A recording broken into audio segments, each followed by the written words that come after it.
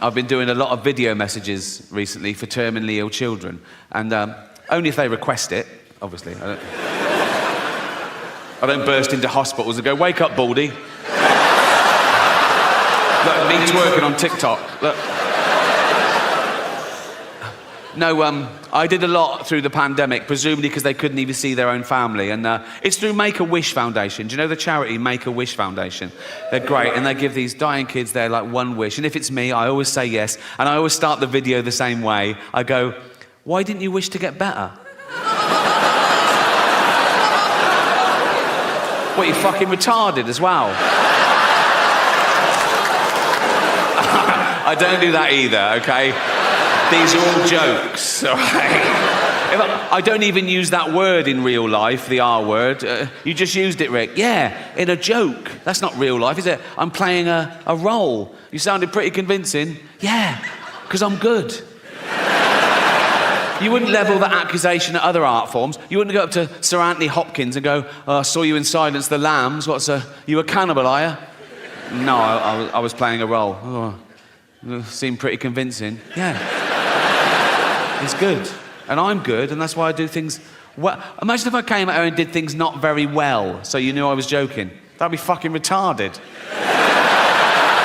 DNA. It's like a blueprint for life. It determines what you're like, what sex you are. How many sexes are there? 2.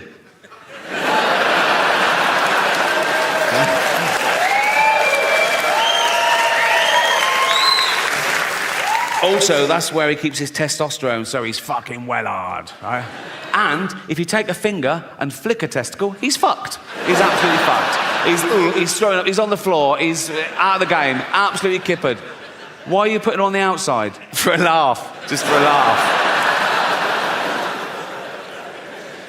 Artificial intelligence, the latest existential threat to humanity, the rise of the robots, so intelligent, they can teach themselves, they can teach each other, they can build each other, you know?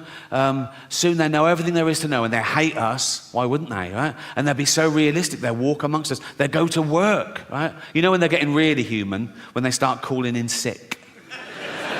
Mondays, I mean, they've learned all the tricks. They go, "Oh, I'm not coming in today." Why not? "Oh, fed up." What's the matter with you? They sort of scan social media. ADHD. Self-diagnosed.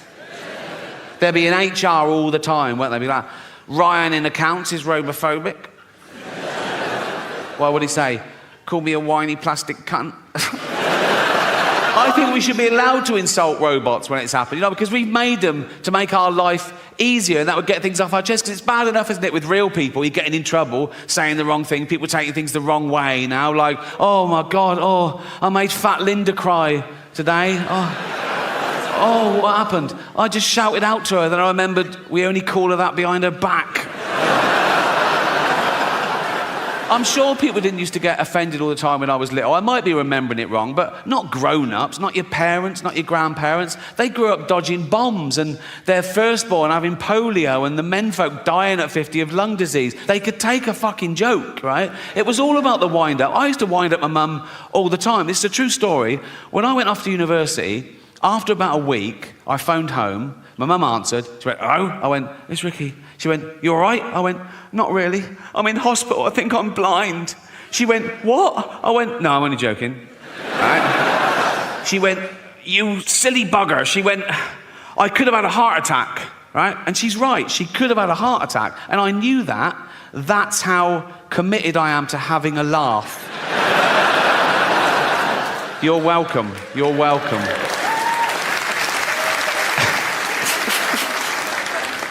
Space travel, the last-ditch attempt. When we fuck this planet completely, can we leave its dying husk and move to a new one and start again? I don't think so. Not in my lifetime. Probably not in yours. You know, it's like the closest one, the only one viable, is Mars, and that's 9 months away on a rocket. Right? It's got no atmosphere, an average temperature of minus 70 degrees. How's this for irony? Scientists are working out whether they can detonate nuclear warheads in the crust to release the frozen water to cause an atmosphere and get a little bit of global warming going. I mean, I don't know. It's only billionaires have got enough money to waste on exploration. There's nothing out there, you know. It's like, now you can do space tourism. Have you heard of that? You can pay $150,000. They shoot you into space for an hour, and you float around going, I'm in space. I mean, we're already in space. Earth is right in the fucking middle of space, right? It's the best bit of space there is. It's got car parks and cinemas. It's like there's nothing else to see. It's like living in London and going, I wonder what Coventry's like. You don't...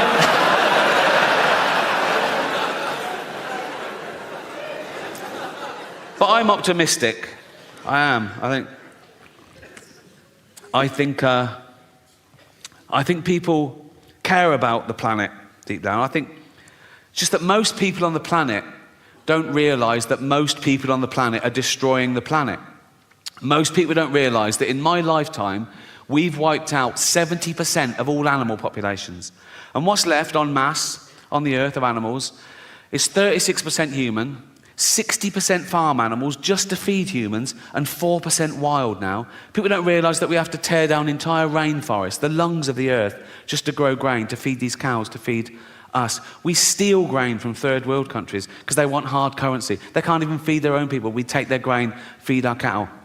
Meat eaters. If you eat meat every day, if you gave up one day a week, we'd feed another 100 million people. But I think people care. It's out of sight, out of mind. Think of the animal that most people know, their dog. They love their dog. They wouldn't let anyone hurt their dog. And a dog is a cow, is a sheep, is a deer. People love their dog so much, they won't even watch a fictional thing where a dog gets hurt. And I get that. There's a website, it's a real website. It's called doesthedogdie.com, right? And it was set up because people would watch a film or a program with a dog in it, and something would happen to the dog, and they'd turn it off. It would ruin it for them. It would ruin their day, right? So this website was set up. You could go to it, you could put in any film or TV show and ask, does a dog die? And someone would answer you, no, or whatever. And it's become a thing for anyone's phobias. Anything you don't want to see in a film, you just look up the film and they answer your question, right? So I looked up one film on here, Schindler's List.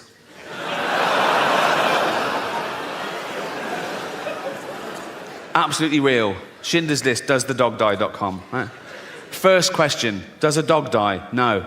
Does a cat die? No. Are any animals abused? Someone answers, there is a chicken that's handled roughly, but otherwise unharmed. Now, I love animals more than anyone I know, but if I was Jewish, I'd be slightly offended by this avenue of questioning. Imagine that in real life. Imagine someone says, oh, yeah, my grandparents were murdered by the Nazis. You go, oh, what happened? Oh, they were dragged from their house and sent to the gas chamber. Oh, was a chicken hurt? What? But as I say, it's become, you can ask any question about anything. Someone says, is there child abuse? Is teeth damaged? Is there a hanging? Does someone struggle to breathe? Yeah. Well, yeah, yes. Someone says, does someone fall downstairs? Who's scared of slapstick? It's like... Anyway, so this website was founded in 2010, so it's run about 13 years, right? And the later questions start reflecting the times we live in now, and they get more and more fragile and narcissistic. These questions were asked this year. Check it out, Schindler's List, right? Someone says, are there any fat jokes? Would that make this worse? Well, imagine the real thing. Imagine I'm in a concentration camp, right? I'm naked, everyone around me is naked. We've got a commandant herding us towards a gas chamber, and he goes, move it, fatty, right? And I go, rude.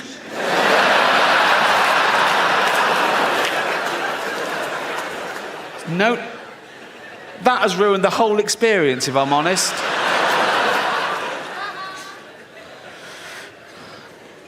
Someone asks, is there hate speech? Yeah, there is. Suck it up, buttercup. Are there any man in a dress jokes? Very few jokes. If you've come to this film for a giggle, you're going to be very disappointed. But this one takes the biscuit for me. Remember, this is a movie set in the 1940s about arguably the worst atrocity in civilized human history. Check this out. Is someone misgendered? Fucking hell. This is quite sweet. Is there any anti-Semitism? Yeah. This is pretty much the mother load, right? Forget Kanye. This is off the fucking charts. Don't do that when you're talking about this. Fuck's sake. I was doing the graph. I was doing like that. This is off the charts. That's... Wouldn't things have been different if that was Hitler's salute? The whole thing would have been... He goes like, it's Hitler. Like, hiya. This is interesting. Does it have a sad ending? Right? Someone says yes, and then someone else says no. And I thought about it. No, but then I remembered, if you've seen the film, if you remember, when the story sort of ends, Spielberg then tacks on a real bit of footage where he gets real life descendants of people murdered in the Holocaust, and he films them coming into a Jewish cemetery, and they each leave a stone on the grave to represent their family members that were murdered, and it builds up, and it's very moving. And so I think I get the ambiguity. Does it have a sad ending? Yes, in the sense that 6 million Jews pointlessly lost their life, but no, in the sense there was still enough left over to build a little rockery. So...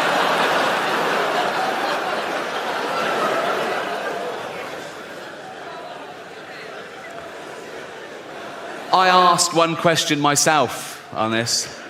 Is James Corden in it?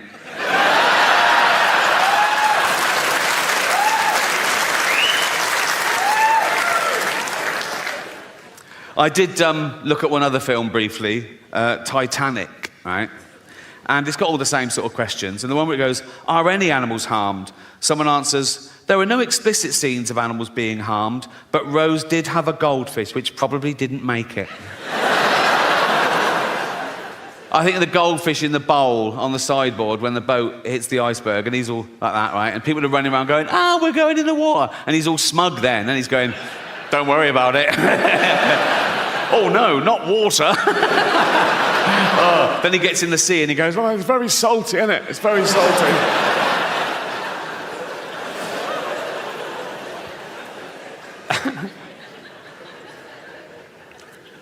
I'll leave you with a true story. It's still on the theme of Does the Dog Die? When I was 7 years old, my mum took me to the cinema to see a film called Old Yeller. Beautiful film, yeah, made in the late 50s and sort of set in the Wild West on this homestead. And it's about a kid who adopts this little junkyard dog, and he calls him Old Yeller, and they grow up together. And it's a buddy movie. It's a love story between this kid and this dog. And eventually, when the dog's big and, you know, he protects this kid in the wild, he fights a cougar and a bear and a wolf or whatever. But towards the end of the film, the kid's about 13, maybe. It takes a dark turn. I remember the kid sort of looking at Old Yeller, who's locked in the barn, and the mother's suspicious, right? And she goes, is it Old Yeller all right? He went, yeah, he's fine. But the kid knows that he's been bitten, right? And soon, Old Yeller starts foaming at the mouth and, getting aggressive. And the mother turns up with a gun, and the kid goes, no. And she goes, you know we've got to do it, boy. He goes, yeah, but he's my dog. I'll do it. And he shoots his own dog. And I was like in floods for like a year, right? Anyway, fast forward, right, a few years ago, I was on tour, I was on a train, and I get a text from Jane, and she says, I'm finally watching Old Yeller. And I sent back, enjoy, right? I didn't think, right? 20 minutes later, I get a text. Nothing happens to that dog, does it?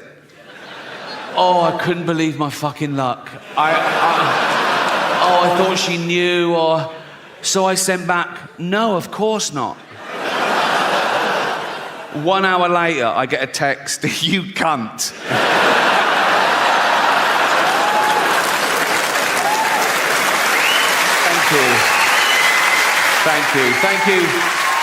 Thank you very much. Cheers. Thanks to everyone who bought a ticket. If you bought a platinum ticket, the money goes to an animal charity, and you've raised $2 million so far, so thank you so much. I even get a bit of stick about that on social media. There's always someone who goes, why do you only speak up for animals? And I go, well, because they haven't got a voice of their own except parrots. And And I think that's why we don't eat parrots. Everyone around the world eats every other type of bird, don't they? Everyone in the world eats fucking chickens and ducks and geese and turkeys and ostriches. No one eats parrots. Do you know why? If you go and try and eat a parrot, it goes, fuck off, you cunt. So speaking up really does work, right? And that has sort of been one of the themes of the show, because I know in the real world, in normal jobs, everyday life, you get in trouble. People tell you off for saying certain things or thinking certain things or even laughing at certain things, right? They say you're bad for laughing at that. And some of you take it to heart. You go, oh my God, am I a bad person? No, you're not. One, you can't choose your sense of humour. You can't, it's involuntary. And two, that's exactly what humour is for, to laugh at bad shit, to get us through it, right? And...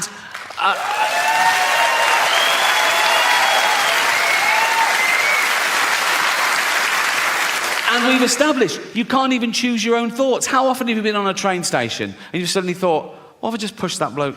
And then you go, why have I thought that? Am I a psychopath? No, you're not. You're the opposite. You're a safe pair of hands. You're testing yourself. You're reminding yourself how terrible that would be. You're a good person, right? I don't get that one. What I get is I'm talking to a really sweet old lady and I suddenly start thinking, what if I just spat in her face now? Why would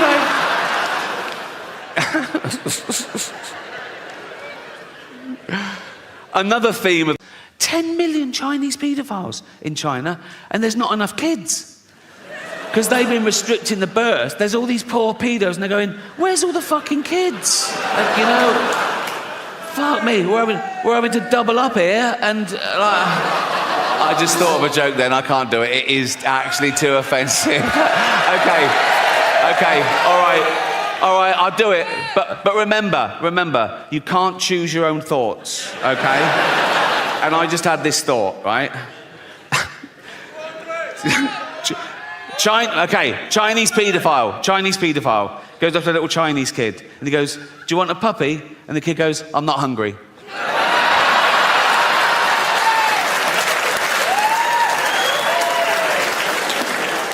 You made me do that. You committed the hate crime.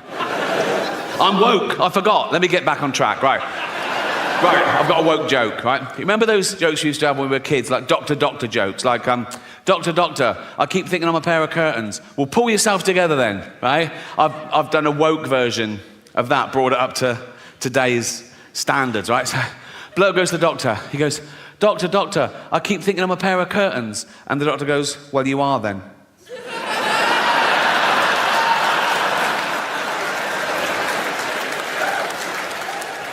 Good in that, isn't it? I should do political stuff now I'm woke, but I don't like it when a comedian just spouts his own political views and it relies on the audience agreeing with him to get a round of applause. I think that loses something comedically. I want everyone to like my jokes, whatever your political persuasion. A joke shouldn't have a political wing, you know. I'm political in my private life, like everyone, you know. Like, I'm sometimes incensed by the inequalities in our society. We're in the 7th richest economy in the world, right? And there's homelessness. There's 250,000 homeless people in Britain. Now, I wish there were no homeless people, because they're fucking horrible. You know, oh yeah, right next to the fucking cash point, you cheeky cunt.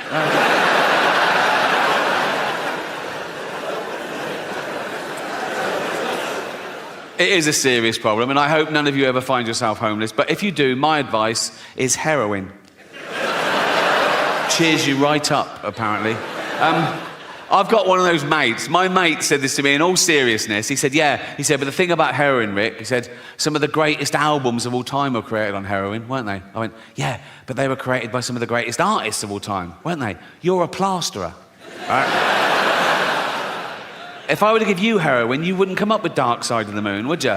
You'd fall asleep watching the telly and burn the fucking house down.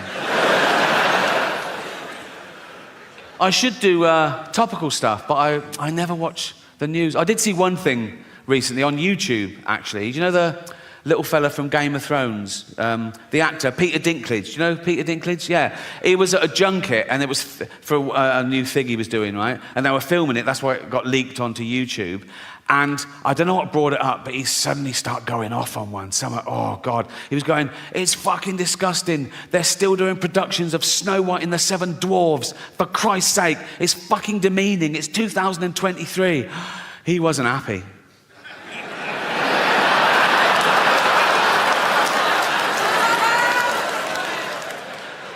He was grumpy, wasn't he? He's got a point now, hasn't he? Obviously he's got a point. But the thing is, it's all right for him because he's a multi-millionaire Hollywood actor, and he's a great actor as well. He does Shakespeare and everything. A lot of dwarves in entertainment aren't that great. No, some of them are they're props, right? No, let's be honest. They're lucky to be fired from a fucking cannon, right? And so, dancing around Snow White for 3 weeks of the year, that is their holy grail, and he's going to fuck it for them. If he takes that, what can they do? And he's not saying you should do Snow White and the Seven Dwarfs with normal size actors. You can't do that either. You get in trouble for that in Hollywood, or you can't take a dwarf's job or a disabled person's job. Like Eddie Redmayne got in trouble when he played Stephen Hawking in the biopic, The Life Story of Stephen Hawking, right? Won an Oscar for it, and that's when the backlash started. People going, no, it should be played by a real disabled creature, all this... Right? And they're going, the actor should have the same disability as the person they're portraying. But it was the life story of Stephen Hawking, right? So for the first part of the film, the cunt could walk, right? So I put it to you, what is easier? Getting an actor who can walk, pretend he can't for the last bit of the film, or get an actor who can't walk, pretend he can for the first bit. How would that even fucking work? Puppetry, think. You can't always find an actor with the same disability as the person they're portraying. They're fucking actors. What if they did a biopic of Helen Keller, the deaf, dumb and blind girl? Well, what's the chances of finding a deaf, dumb and blind actress who can play that role? And if you did, you go run into the director and go, we found a deaf, dumb and blind girl. What did she say? She didn't even answer the fucking phone. Oh, don't get me started. Cultural appropriation.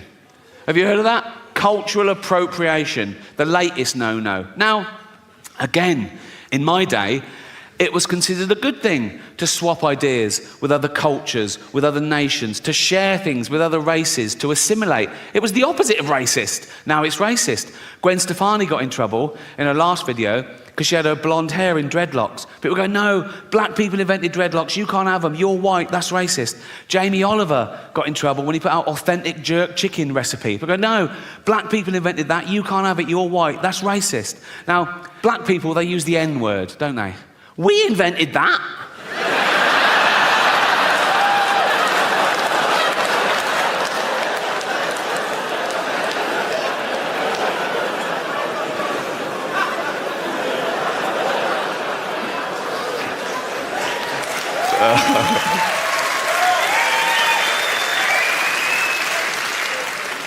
That's the one, isn't it? That's the one. Listen, I know white people are the worst. I know that. That's why no one likes a fucking white middle-aged man anymore until we need a boiler fixing. Then it's get the bald bloke round now. Critical race theory, have you heard of that? Being taught in schools now, particularly in trendy areas like LA, right? Just like 5-year-old kids and 6-year-old kids. If you haven't heard it, in a nutshell, critical race theory says that all white people are racist. It says that we're born racist and we continue to be racist because we're affording the privilege of a racist society set up by our forefathers, okay? So basically, all white people are racist and there's nothing we can do about it, which is a relief.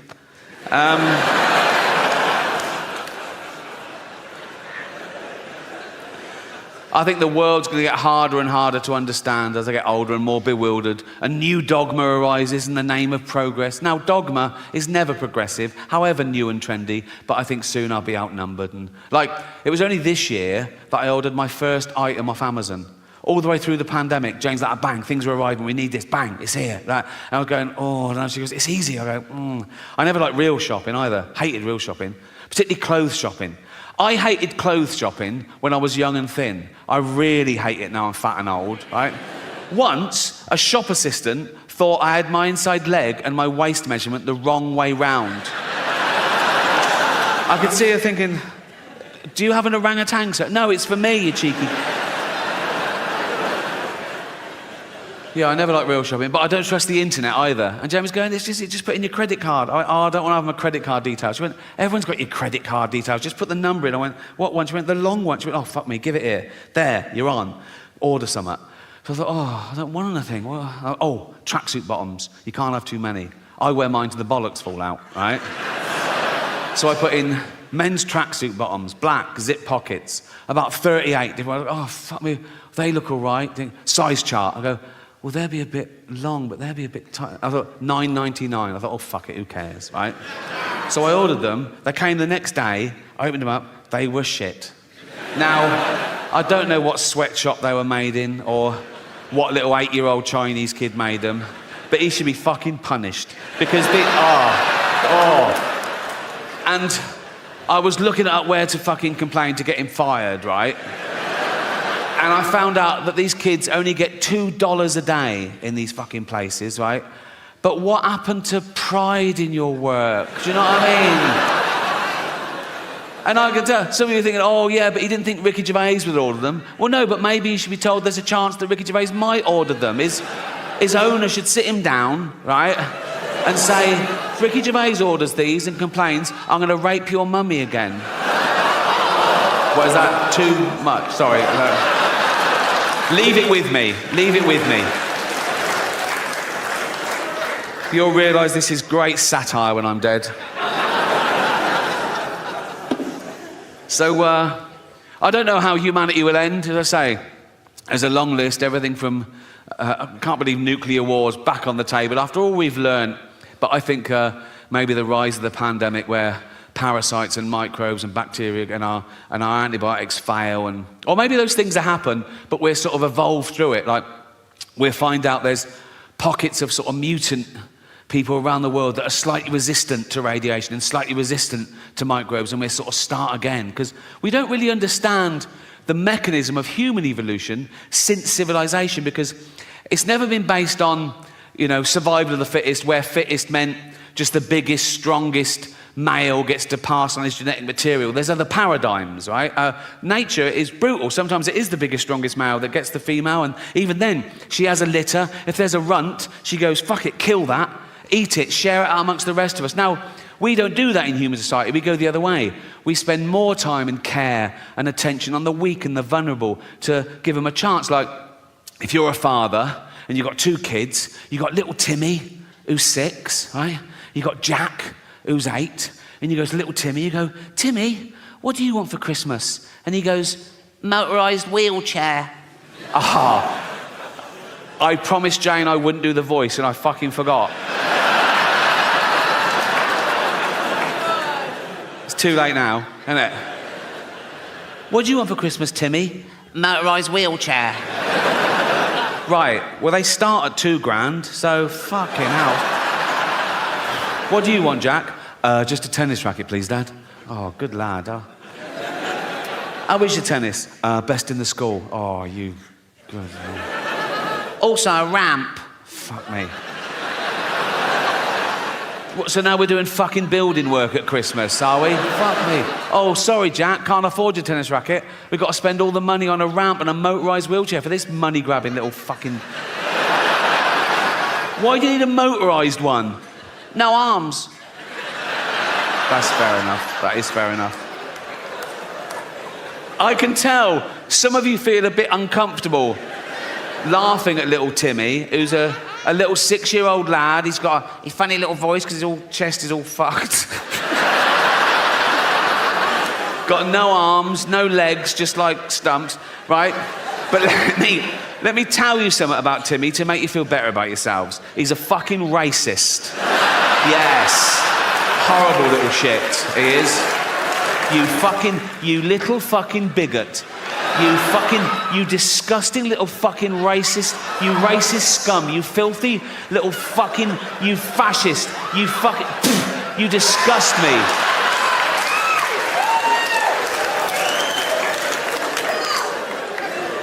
Homophobic, Yeah. He's like, they're not like us. Nothing's like you disgusting little fucking, you prejudiced little piece of, you ball of hate. You disgusting little fucking racist homophobe. I wish we'd had a scan. You absolute,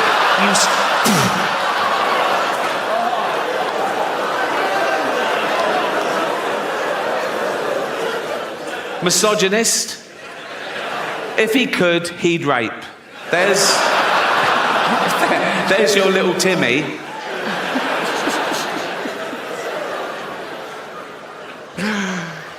Some people don't think we evolved in the first place. Some people think that God made us all at once in one fell swoop and by himself. I think if he'd had a wife or a mate, there'd have been questions when he was working, wouldn't they? Be like, what are you doing? Creating man. Oh, what's it got? What do you mean, what's it got? Has it got like claws and fangs and shit? No, not really, no. Oh, has it got poison? No, no poison. Oh, has it got armour like spikes and shit? No, no armour. How will it survive? It's got the best brain in the animal kingdom. It'll work stuff out. It'll create weaponry to take down beasts 100 times mightier than itself. It'll wear their carcass through the Ice Age. It'll go through famine. It'll go through world wars. It'll eventually start getting scared of words. But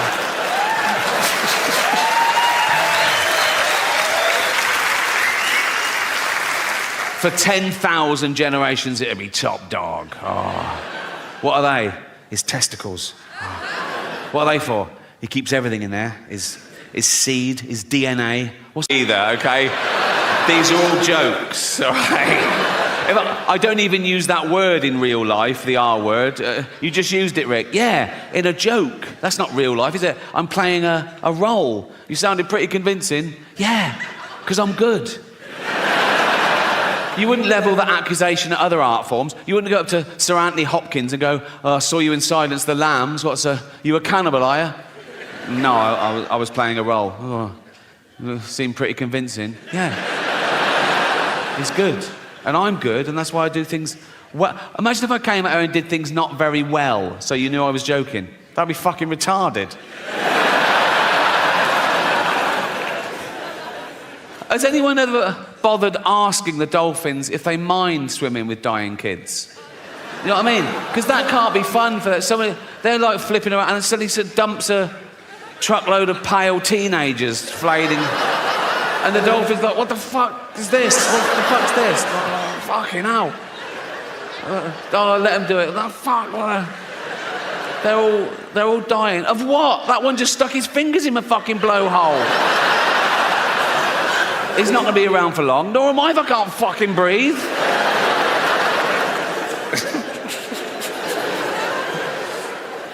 It's very sad. But we all die. We all know we're going to die.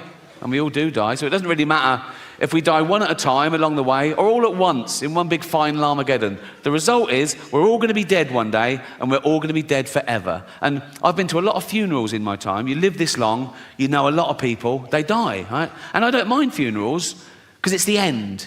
You know what I mean? I hate weddings. Oh, fucking hell. There's so much hope. You know what I mean?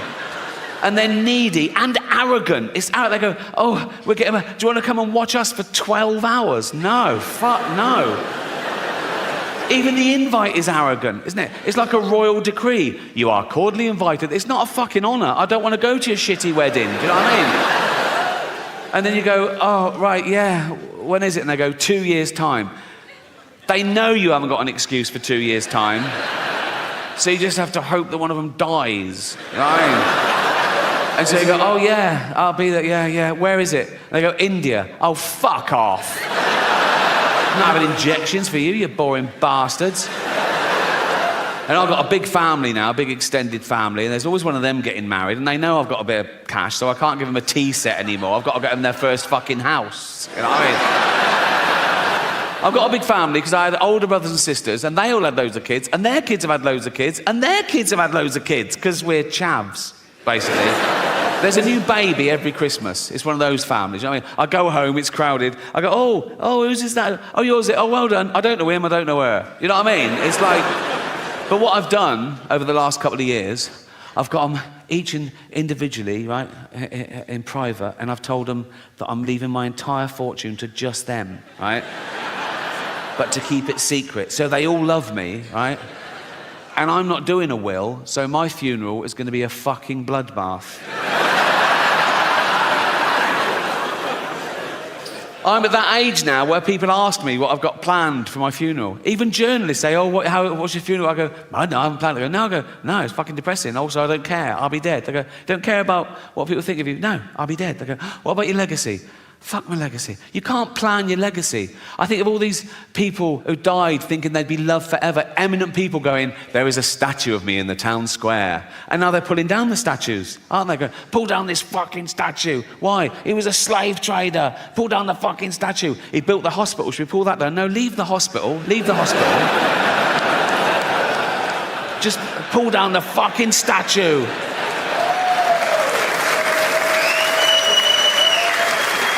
Pull down the statue and dump it in the canal. He built the canal as well. It doesn't matter, just pull down the fucking statue. I don't think you should whitewash history. If you find out something new, add to it. Like if there's a statue and it's got Lord Whimsy, trader, philanthropist, add bit racist. Or one of those blue plaques on a house, go, Sir Robert Spuke lived here. Author, poet, pedo.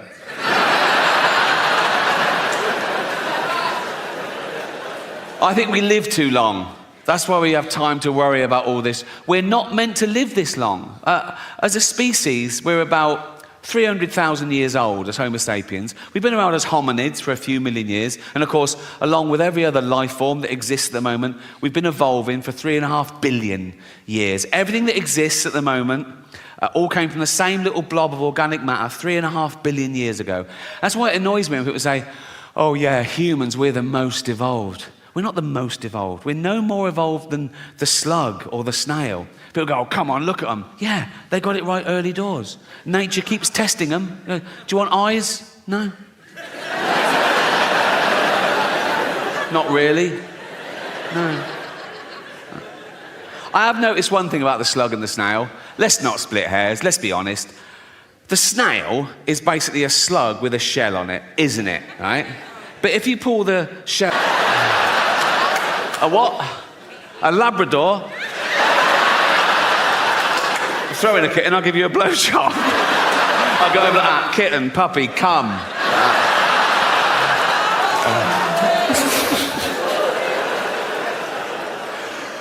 Oh, I miss the local pedo. Don't you? There was always one, wasn't there? Outside the school, you'd be with your mum and she'd go, look, there's a paedophile. Because he had the uniform of the you know what I mean? You could spot old bloke, bald on top, long down the sides, like that. And I'll go, that's a dirty say hello, hello, hello, like that. Dirty, look, that's what a fucking pedo looks. Dirty fucking paedophile, right? That's what they look. If he touches you, we'll burn his house down. It was a good system, you know what I mean? But then Michael Jackson comes along and he breaks the mould, doesn't he? Because he's not an ugly bloke outside the school. I'm not saying Michael Jackson definitely was a paedophile. No one knows, only Michael and all those people he paid off. All I'm saying is that kids loved Michael. Kids loved Michael just to look at him, like a little Disney cartoon, wasn't he? And then his voice, hello, you know, that... oh, Michael Jackson got up to any kid he wanted. Probably not like that, didn't he? Probably like that. That's another thing. Kids would go, there's Michael Jackson, but he's going away from us. He wasn't, he was going towards them.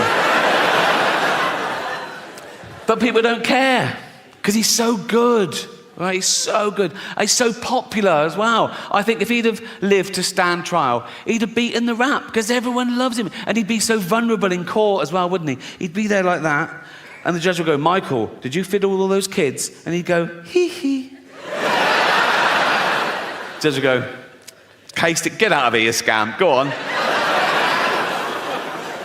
I promised you more about China, and this is an amazing statistic, okay? This is true, look it up, right? In China, there are 10 million Chinese paedophiles. 10 million Chinese paedophiles in China, and there's not enough kids. Because they've been restricting the birth. There's all these poor pedos, and they're going, where's all the fucking kids? Like, you know... Fuck me, we're having to double up here and I just thought of a joke then. I can't do it. It is actually too offensive. Okay, all right, I'll do it. But remember, you can't choose your own thoughts, okay? And I just had this thought, right?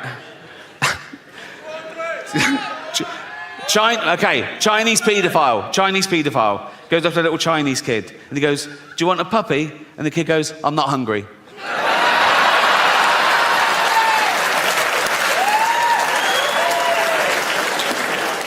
You made me do that.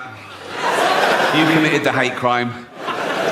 I'm woke, I forgot. Let me get back on track, right, I've got a woke joke, right? You remember those jokes we used to have when we were kids, like doctor jokes, like, doctor, I keep thinking I'm a pair of curtains. Well, pull yourself together then, right? I've done a woke version of that, brought it up to today's standards, right? So, bloke goes to the doctor. He goes, Doctor, I keep thinking I'm a pair of curtains. And the doctor goes, "Well, you are then."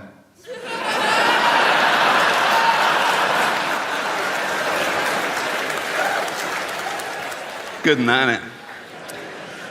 I should do political stuff now I'm woke, but I don't like it when a comedian just spouts his own political views and it relies on the audience agreeing with him to get a round of applause. I think that loses something comedically. I want everyone to like my jokes, whatever your political persuasion. A joke shouldn't have a political wing, you know. I'm political in my private life, like everyone, you know. Like, I'm sometimes incensed by the inequalities in our society. We're in the 7th richest economy in the world, right? And there's homelessness. There's 250,000 homeless people in Britain. Now, I wish there were no homeless people, because they're fucking horrible.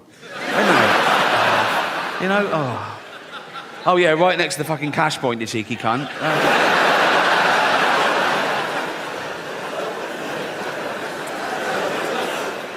It is a serious problem, and I hope none of you ever find yourself homeless, but if you do, my advice is heroin. Cheers you right up, apparently. I've got one of those mates. My mate said this to me in all seriousness. He said, but the thing about heroin, Rick, he said, some of the greatest albums of all time were created on heroin, weren't they? I went, yeah, but they were created by some of the greatest artists of all time, weren't they? You're a plasterer, right? If I were to give you heroin, you wouldn't come up with Dark Side of the Moon, would you? You'd fall asleep watching the telly and burn the fucking house down. I should do topical stuff, but I never watch the news. I did see one thing recently on YouTube, actually. Do you know the little fella from Game of Thrones? The actor, Peter Dinklage. Do you know Peter Dinklage? Yeah. He was at a junket, and it was for a new thing he was doing, right? And they were filming it. That's why it got leaked onto YouTube. And I don't know what brought it up, but he suddenly started going off on one. Someone, oh God. He was going, "It's fucking disgusting. They're still doing productions of Snow White and the Seven Dwarfs. For Christ's sake, it's fucking demeaning. It's 2023. He wasn't happy.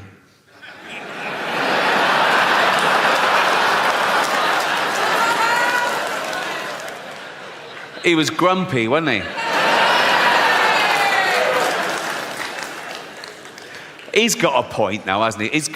Obviously he's got a point. But the thing is, it's all right for him because he's a multi-millionaire Hollywood actor, and he's a great actor as well. He does Shakespeare and everything. A lot of dwarves in entertainment aren't that great. No, some of them are fucking... They're props, right? No, let's be... They're lucky to be fired from a fucking cannon, right? And so...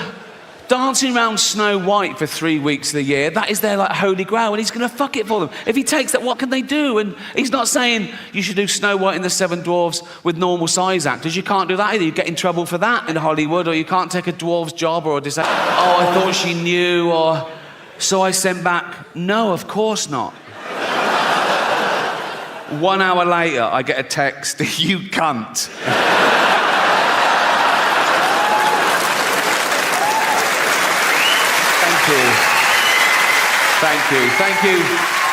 Thank you very much. Cheers. Thanks to everyone who bought a ticket. If you bought a platinum ticket, the money goes to an animal charity, and you've raised $2 million so far, so thank you so much. I even get a bit of stick about that on social media. There's always someone who goes, "Oh, why do you only speak up for animals?" And I go, "Well, because they haven't got a voice of their own except parrots." And And I think that's why we don't eat parrots. Everyone around the world eats every other type of bird, don't they? Everyone in the world eats fucking chickens and ducks and geese and turkeys and ostriches. No one eats parrots. Do you know why? If you go and try and eat a parrot, it goes, fuck off, you cunt. So speaking up really does work, right? And that has sort of been one of the themes of the show, because I know in the real world, in normal jobs, everyday life, you get in trouble. People tell you off for saying certain things or thinking certain things or even laughing at certain things, right? They say you're bad for laughing at that. And some of you take it to heart. You go, oh my God, am I a bad person? No, you're not. One, you can't choose your sense of humour. You can't, it's involuntary. And two, that's exactly what humour is for, to laugh at bad shit, to get us through it, right? And...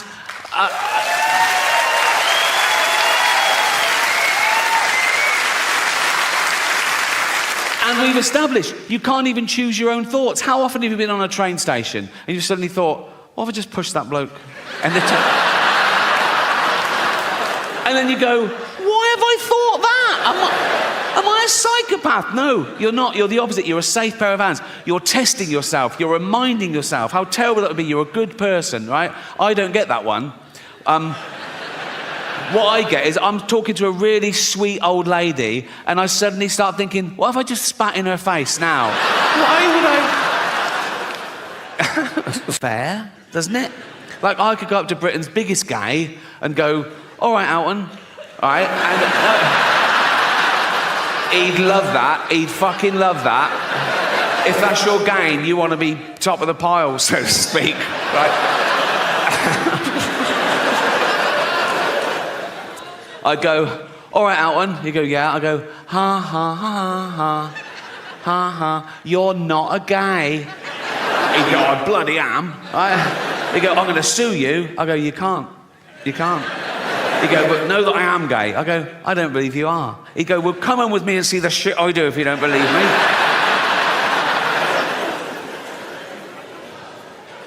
Of course, the word queer has changed. Again, traditionally, the word queer used to mean someone who was attracted to the same sex as themselves, a gay man. Right? Now, the word queer can mean a straight man who wants some attention. I'm all queer now. Are you? Yeah, I'm right queer now. I am. Are you? Yeah. What about your girlfriend? Yeah, she's queer and all. We're just two queers queering each other up. Suck a cock? Nah. No, didn't think so. I'm not that sort of queer. What sort of a queer are you? Dyed my hair blue. So did my grandmother, and she fucking loved cock. So what are we saying? I have no evidence for that. We never had that conversation. So words change, is my point. Like the word handicapped, right? Again, traditionally, that was the politically correct term, the all-inclusive term for cripples and shit, right? But then they went, no, we want to be disabled. They didn't want to be disabled. They said, we want to be referred to as disabled. We don't like the term handicapped anymore. Stop using it. Say disabled. And we went, okay, fine. And that's great. Just tell me the rules. And in fact, I'm a stickler for the rules. Like, if I was on a beach and a woman came running up and went, help, help, my handicapped toddler's drowning. I'd go, sorry, you're what, love? What? My handicapped toddler's drowning and he can't swim. Whoa. Do you mean your disabled toddler is drowning? She'd go, yeah. I go, right. Well, it's... Oh, dead. Wasted too much time being woke, didn't I? Well, I am woke now, and I can prove it. Here you go. I love illegal immigrants. Yeah, sue me now. Sometimes I go down to Dover for the day, right? And I look out, right? I look for a boat, and I see a dinghy with about 60 of them, and I go over here, like, right? And I pull them into shore, and I go, women and children first. They go, there are no women and children. Just you lads, is it? Just, come on, lads. Come on, lads. If I go down there one day and there's no boat, I am absolutely fucking gutted. I just sort of wander into town, and I stand by the traffic lights and I wait for a big lorry to pull up, right? And I look underneath and there's a lad sort of clutching like that. And I go, where you headed? And he goes, Gary Lineker's house. I go, it's just down there.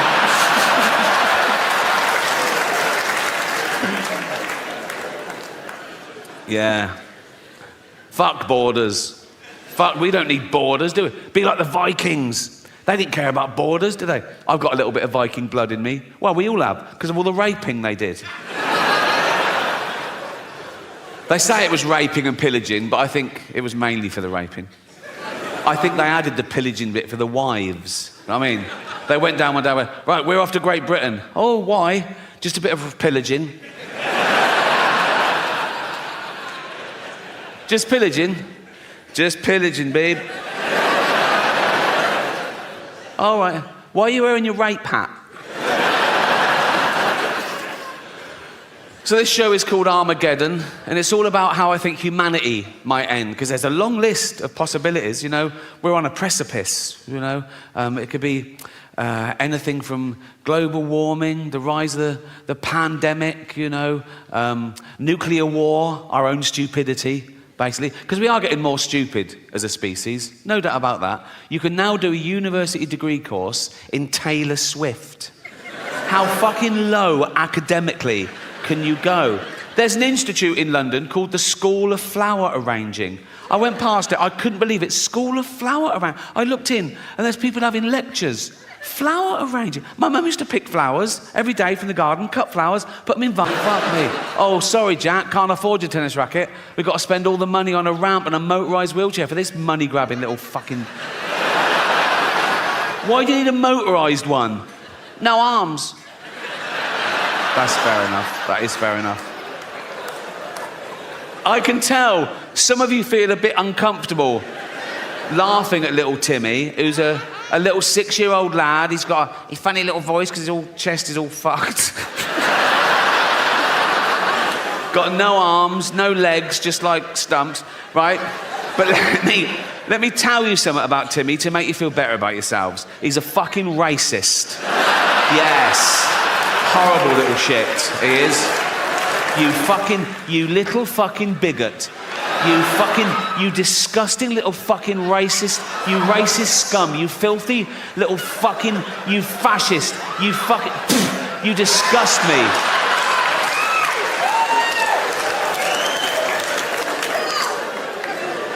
Homophobic?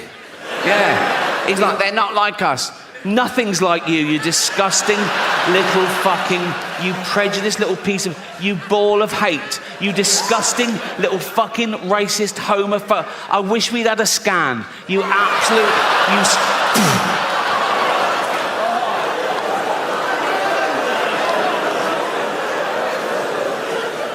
Misogynist. If he could, he'd rape. There's your little Timmy.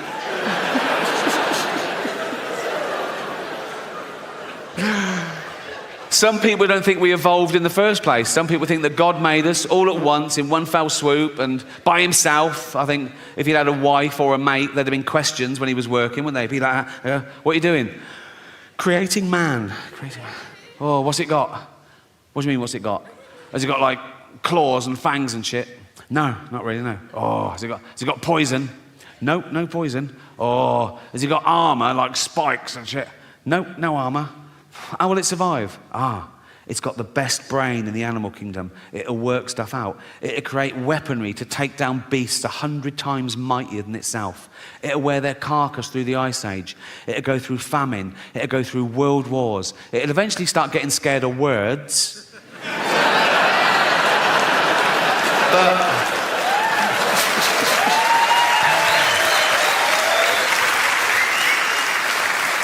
for 10,000 generations, it'll be top dog. Oh. What are they?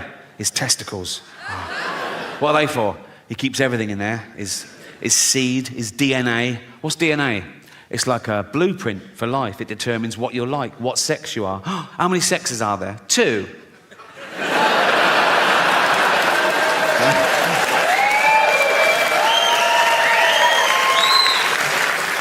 Also, that's where he keeps his testosterone, so he's fucking well hard, right?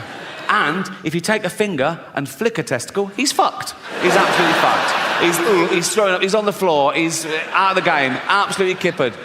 Why are you putting it on the outside? For a laugh, just for a laugh. Artificial intelligence, the latest existential threat to humanity. The rise of the robots, so intelligent, they can teach themselves, they can teach each other, they can build each other, you know?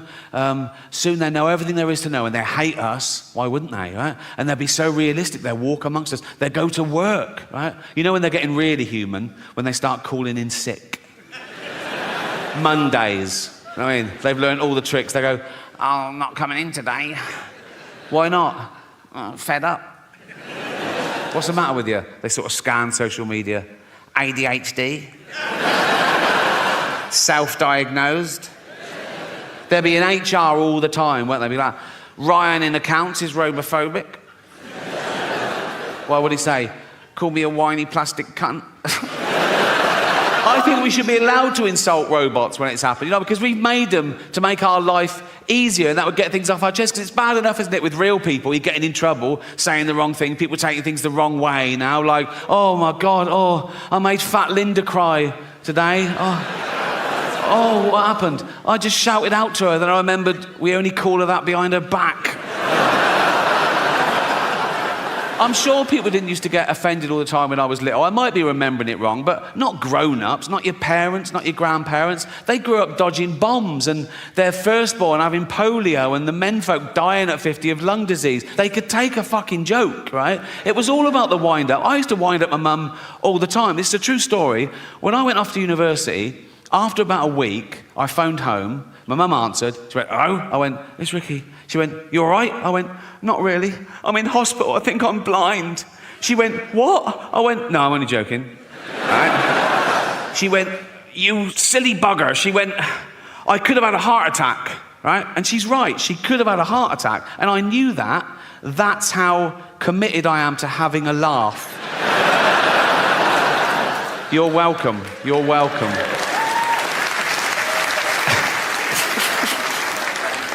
Space travel, the last-ditch attempt. When we fuck this planet completely, can we leave its dying husk and move to a new one and start again? I don't think so. Not in my lifetime. Probably not in yours. You know, it's like the closest one, the only one viable, is Mars, and that's 9 months away on a rocket. Right? It's got no atmosphere, an average temperature of minus 70 degrees. How's this for irony? Scientists are working out whether they can detonate nuclear warheads in the crust to release the frozen water to cause an atmosphere and get a little bit of global warming going. I mean, I don't know. It's only billionaires have got enough money to waste on exploration. There's nothing out there, you know. It's like, now you can do space tourism. Have you heard of that? You can pay $150,000. They shoot you into space for an hour, and you float around going, "I'm in space."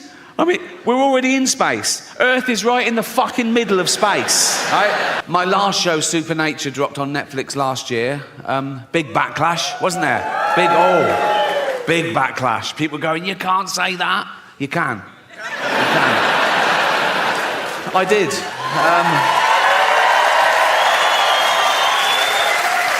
Yeah. The inevitable backlash, which made it the most watched special of the year, so... I've learnt my lesson. No, I have learnt my lesson, and that's why I'm going to be woke from now on. It's about time. Well, I'm sorry. Well, I am woke, and now I'm woke. The first thing I've got to do is change my Twitter bio. Because at the moment, it's like a list of the shows I've created. But now I'm woke, I've got to pop in the word anti-fascist. So people know I'm not a fascist. Because that is a big problem at the moment. People come up to me on the street and they go, "Rick, have you been imprisoning journalists?" I go, "No." They go, "Oh, interesting." They go, "Have you been gassing Jews?" I go, "No." They go, "Well, pop it in your bio then, you silly cunt."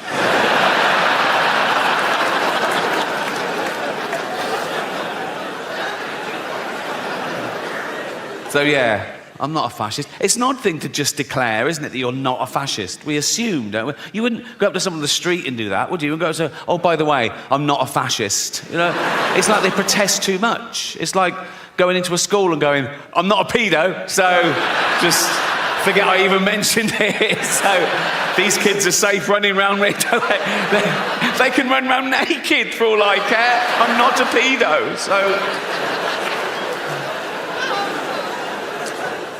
Of course, the word fascist has changed. Traditionally, the word fascist meant a member of a far-right authoritarian regime that uses militarism and violence to suppress individual rights. Now, the word fascist can mean like to Joe Rogan tweet.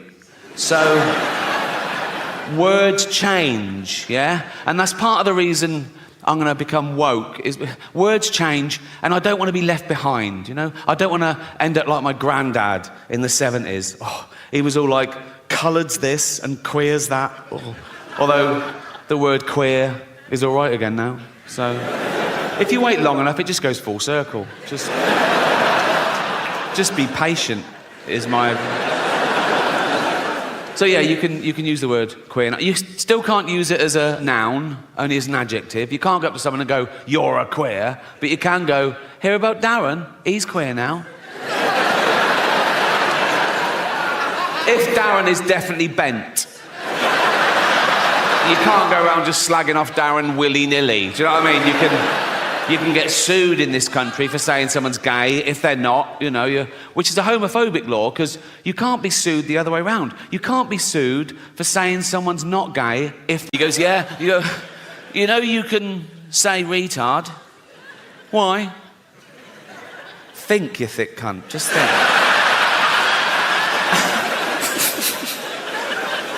Anyway, I think she should be allowed to use the word in context. Like, if she can't use the word, then I've used the word now, so I'm in trouble again. Actually, I didn't use the word, did I? This is a point I want to make. People say, oh, he used the word so-and-so. I didn't use the word. Using the word would be calling someone that word. That's using the word, isn't it? I said the word in a discussion about the fucking word.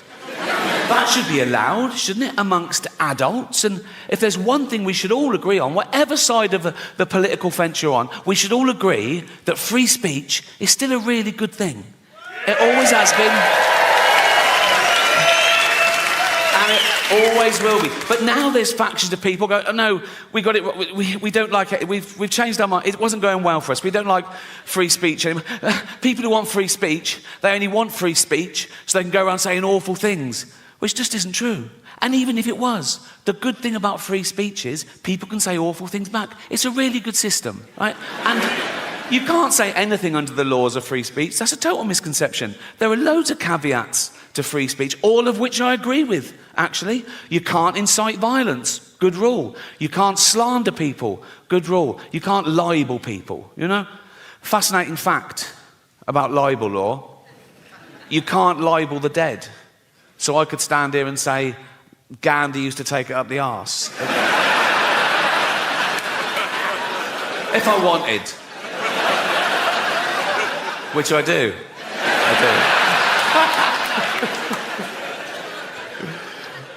But free speech is the most important human right there is. It's the right from which all other rights come. Without free speech, you couldn't have human rights, you know, and we've got free speech, in theory, in this country. For a little while longer. We can criticise the government, we can criticise the police, but we should give props to a country that allows us to do that, because we're the envy of some countries. In some countries, you criticise the police, you get beaten up, or worse. You criticise the government, you can be thrown in jail for life, you know. So they flee their oppression, quite rightly. You know, so would you. They flee their oppression, and they come here, they go, we want to come to England. We go, why? They go, free speech. We go, come on in, welcome. What are you going to do now? We're going to go on a march. What are you going to say? How shit England is. Cheers. Thank you. Thank you. That is their right. But I'm too old now not to say what I want, you know. I want to say and do what I want all the time. I want to do my favourite thing all the time. I don't even like doing my second favourite thing if I think I could be doing my favourite thing. Do you know what I mean? Like my favourite thing is play tennis. I play every Friday. I keep Fridays free. I look forward to it. I play tennis. It sets me up for the week. So if ever on a Friday I have to do my second favourite thing, like 3 weeks ago, attend a neighbour's kid's funeral. I'm like, this is boring.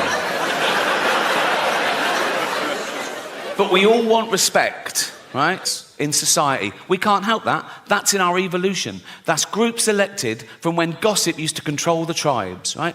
And there's still 2 ways you can raise your status in society. One, be competent at something. Like, oh, he's a good hunter. Go with him. He's good for the tribe.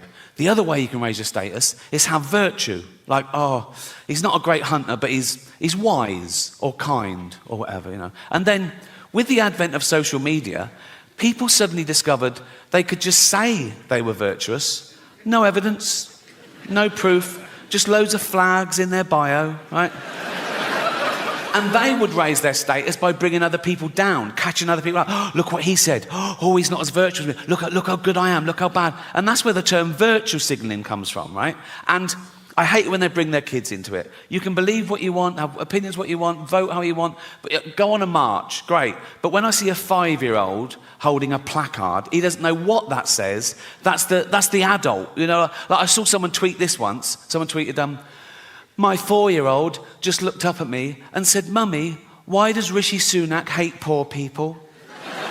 Never fucking happened, right? But the most annoying thing about virtue signalling is it's people being smug about having the morality of the age. You're what you're like because of where you are and when you are. Like, it's not brave of me to be an atheist in this country, in this year. It would have been brave 200 years ago, or mental. Right? And it would be brave in some other countries, or mental. Right? But people say things like, oh, I'm anti-racist. Yeah, well done. We all are. We know that's the way to be now, but it wouldn't have always been. Well, if you'd have been born in a different place or time, maybe you wouldn't. They go, no, I'd been anti-racist whenever I was born. Well, people say things like, they go, oh yeah, I'd have definitely hidden Anne Frank. Would you? Would you? Anne Frank comes to your door in the war, right? You open it, right? There's Nazis everywhere, right? She goes, can I hide in here? You go, what up? Just face-palmed Anne Frank, like that. Whoa, wait. What happens if they find you? They murder me and you. Go next door. They've got a lovely big attic, they've got a typewriter, you're gonna... But I'm anti-racist, of course I am. If I followed one of you home tonight and I shouted through your letterbox, sucking fucking Hitler's cock in hell, you call the police, but you've paid to hear me say this shit. Fuck you that. Oh.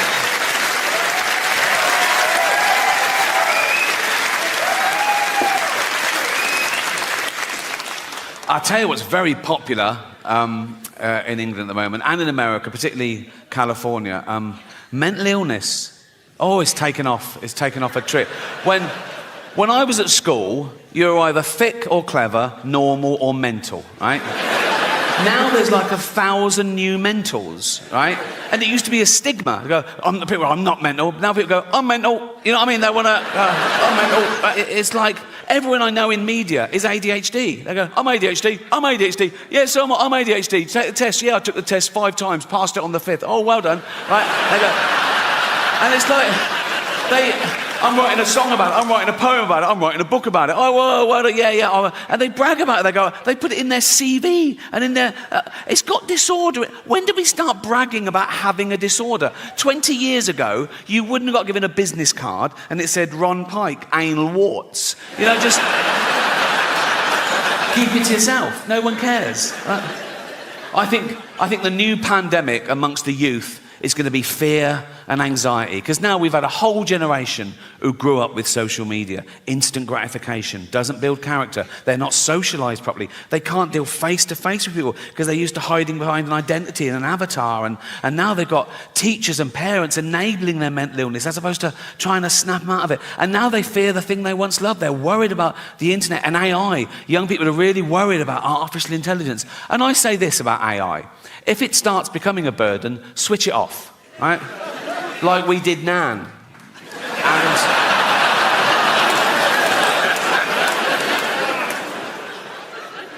Another big fear amongst the youth is climate change. They're really worried about global warming. And I looked into it, and if the polar ice caps completely melt, the sea level will go up about 60 metres around the world. So all coastal areas will be affected a bit, but the real devastation, the real loss of life, will be in places like China and India.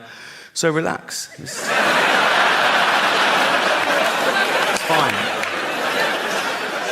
But we all suffer from a bit of mental illness. We're all on the spectrum, aren't we? We've all got a little bit of OCD or anxiety or whatever. Like I'm a hypochondriac, right? Every morning I wake up and I think, right, what's wrong? Like I go, what's that? Is that wasn't there yesterday? That was, what's that? What's that? And I Google it. I think, what? And I catastrophize as well. So I Google it and the first sort of like 5 or 6, I'm fine with. Like it goes, it could be anxiety, yeah, could be lack of sleep, yeah, I didn't sleep. Could be lack of fibre, yeah, I'll have some more fibre. Could be lack of vitamin B, I'll get it. And then I just keep pushing me. Like it goes, could be cancer. I go, it's cancer. It's cancer. Once I came out of the bathroom and I went, Jane, I think I've got bowel cancer. She went, we had beetroot last night. I go, oh yeah, cheers.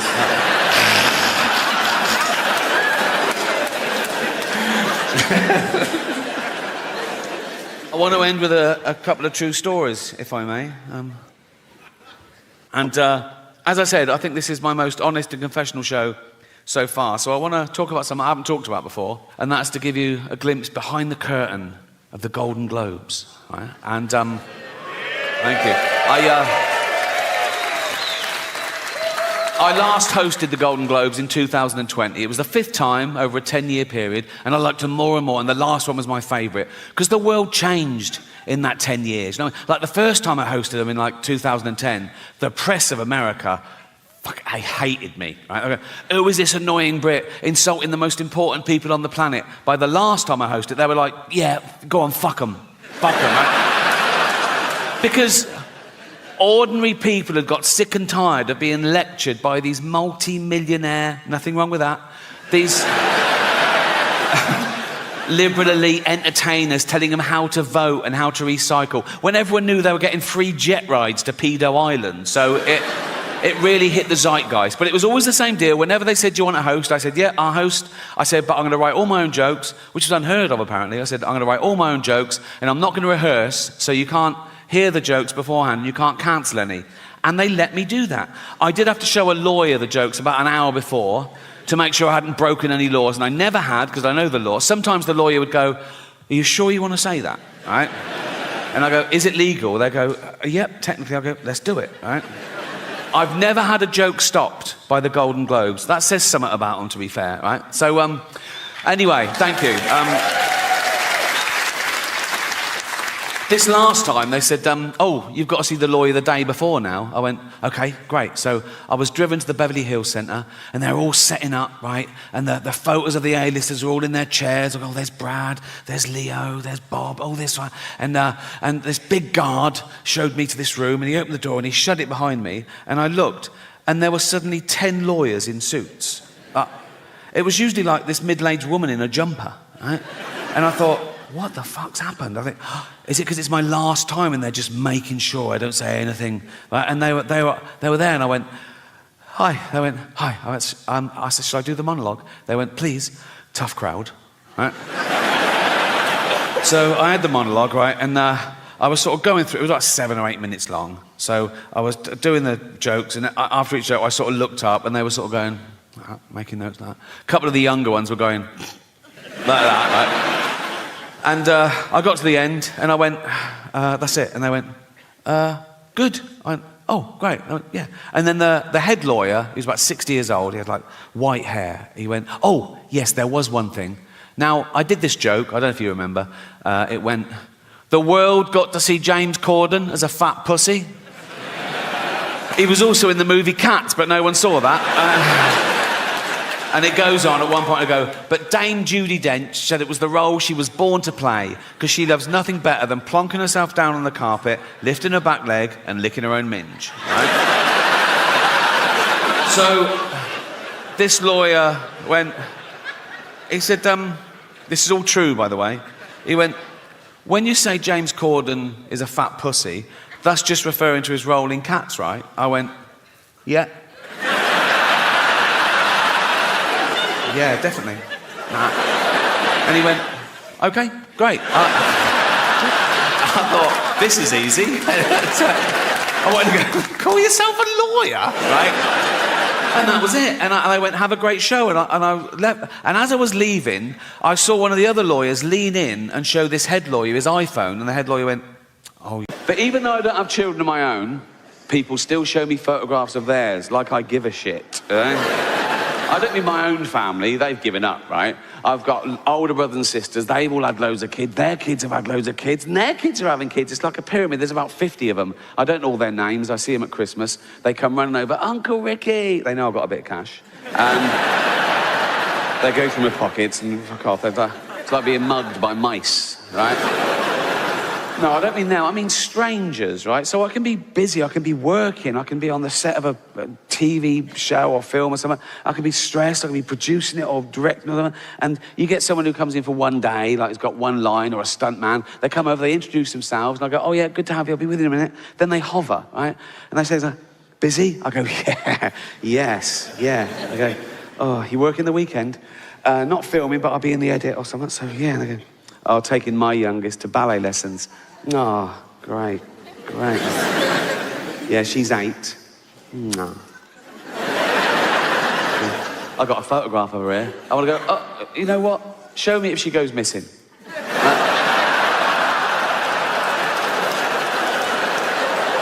I'll keep an eye open in the woods. You know what I mean?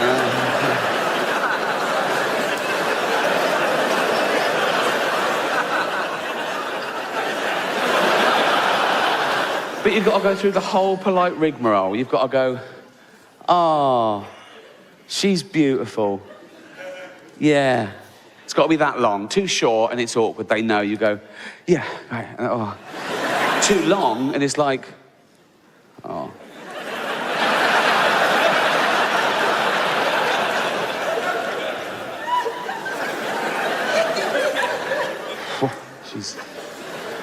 She's fucking beautiful. It's a minefield, isn't it?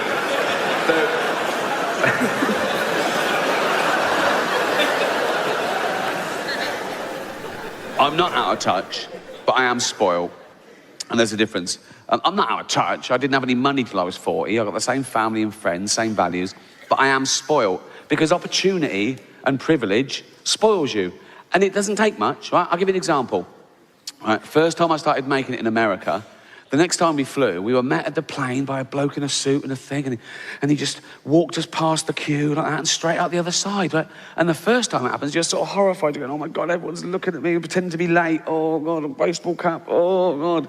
Next time we flew, I went, where's that bloke who walks us through? I'm not fucking queuing, right? It's quick, right? And whenever I fly to the States, I've got a place there, but I'm always working, right? So someone else is paying, right? So I go first class, BA. Oh, it doesn't get any better. Even if I was paying my own way, I'd still go first class, but Jane would probably be in coach. Right? It's 10 grand a pop. She's, yeah, that new Planet of the Apes movies on, she'd love that. She'd be happy, right? But when someone else is paying, I say, Jane, get up here with me, right? Front 2 seats. Oh, they board us early. We're on the plane about 15 minutes before anyone else. Oh my God. They bring around these snacks, these like warmed, caramelized nuts in a bowl, right? Champagne. It's great. It's like a little day off for me. No phone or anything. It's like a little holiday flying to the States, right? I could do without the safety video. That's always a bit of a downer, right? And totally pointless. If you go into the side of a mountain at 500 miles an hour, the brace position does fuck all. Imagine if that worked, right? You're going down, right? The flames smash, you go, I'll try it, right? You do that, ball of flames, you wake up, everyone's dead, except you go, fucking hell, that's amazing. That is...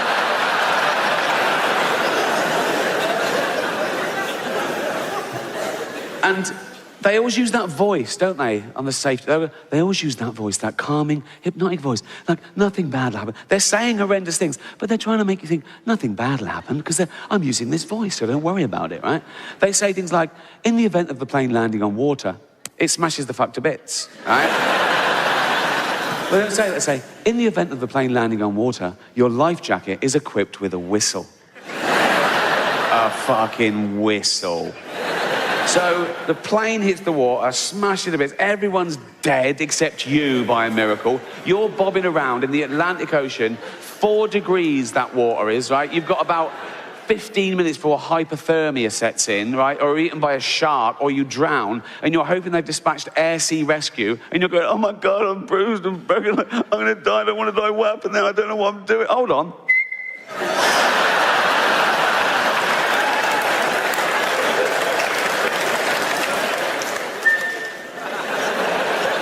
I mean, air sea rescue. Now, I don't know if you've ever been in a helicopter. Of course you haven't, right? But they're fucking loud, right? It's like having your head in a washing machine. You have to wear earplugs and then ear defenders. Your teeth rattle. It's like that. So you're over the Atlantic Ocean at night. You go.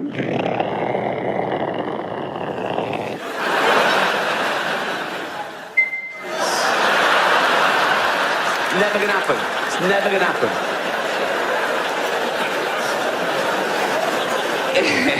If you crash, you die, right? But apart from that, it's brilliant. Right, so I was flying Heathrow to JFK just before Christmas, right? Boarded us early on the plane. She comes round, oh, champagne in a wine glass, like you like it, Miss Gervais. I go, thank you. She goes off, I go, excuse me, got any of them warm nuts? She went, oh, we're not handing out nuts on this flight. There's a lady getting on who's so allergic that even someone else eating nuts in the vicinity would cause her to have a fatal reaction. I went, oh my God. She went, yeah. I said, oh, of course, yeah. I was fuming. I mean, what's that got to do with me? Why can't I eat nuts just because fucking this woman will die, right? Nuts. I mean, how has she lived this long? If walking by a nut kills you, if being just near a nut, how has she never been near a nut before? And how has she lived long enough, having never been near a nut, how has she lived long enough to earn enough money to be near me on a plane, right? Honestly, it's... And if being near a nut kills you, do we really want that in the gene pool? I mean... I've never wanted nuts more. I felt that she was infringing on my human right to eat nuts, right? And this is how spoiled I am, okay? I actually had this thought. I thought, oh, no, I wish I'd bought my own nuts on, right? And I thought that for about a second. I thought, oh, no, that wouldn't work, because she'd get on, right? She'd start going, oh, blowing up like a frog, right? And die, right? And then someone would go, Ricky Gervais bought his own nuts on. Right? So, of course, I don't take my own nuts on. What I do now, before I fly, I have a shower, and then I rub myself all over in nuts, just in case. Because then they go, oh, can I have any nuts? I go, oh, no, not nuts. A lady getting on, so allergic, she'd die. I go, yeah, not a problem, right? Lady gets on, sits down, starts blowing up like a frog. Right?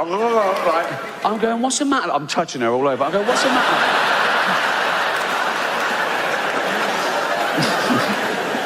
What's the matter, love? And she goes, oh, nuts, right? And dies, and I go, who's been eating nuts? I get off scot-free.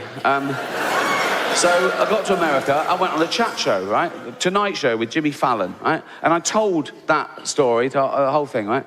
And went well, audience laughed, great, went out, right. Next day on Twitter, outrage. And by outrage, I literally mean one person going, how dare you, right? Right, this woman had seen that. She was like, I saw you on Jimmy Fallon, it was disgusting, making fun of nut, and my daughter's nut intolerant, how dare you, children die. I'm going, oh my God, who's this woman? And she's tweeted me about 15 times. She starts atting NBC and Jimmy Fallon. I'm going, why is she stirring up trouble? How many followers? 23, ignore it, don't worry about it. Right? And you know when you're being told off and they use your own silly words against you, like a teacher going, what, you find so-and-so funny? And because the teacher's really angry, right?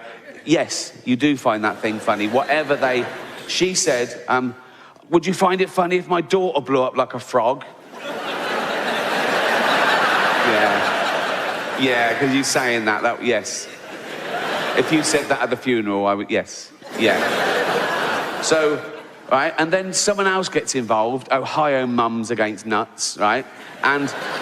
she does a blog, right, and they're talking to each other, and she puts me in her blog about how disgusting I am, how many children die, and all this sort of stuff. One of them even filmed her little girl, right? and put it on YouTube and sent me the link. And I opened the link. It was a sweet little girl, about 7 years old.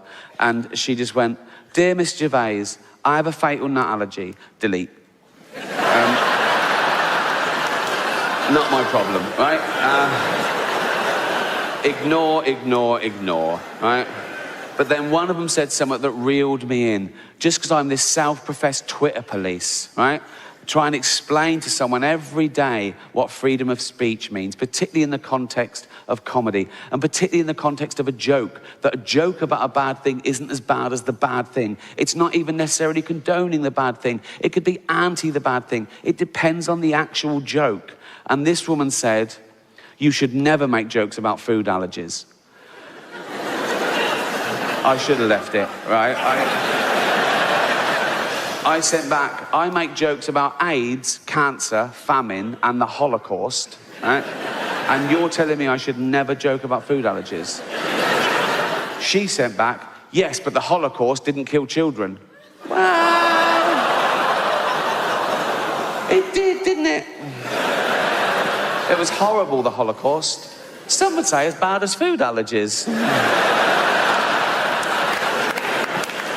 Didn't kill children. Jesus. It did kill children.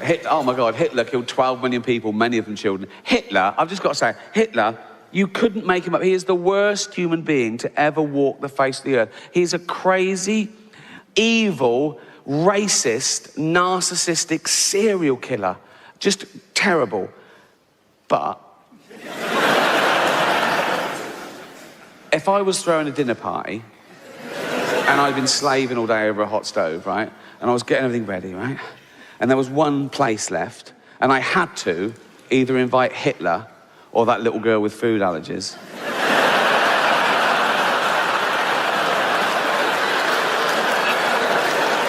I know who'd ruin that party more. You know what I mean?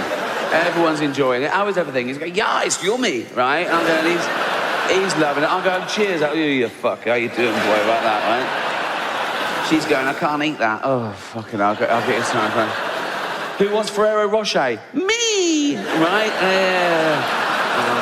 I can't eat them. Oh, fuck off home, right? But that's what the world's like. People see something they don't like and they expect it to stop, as opposed to deal with their own emotions. They expect everyone to care about their thing as much as they do, right?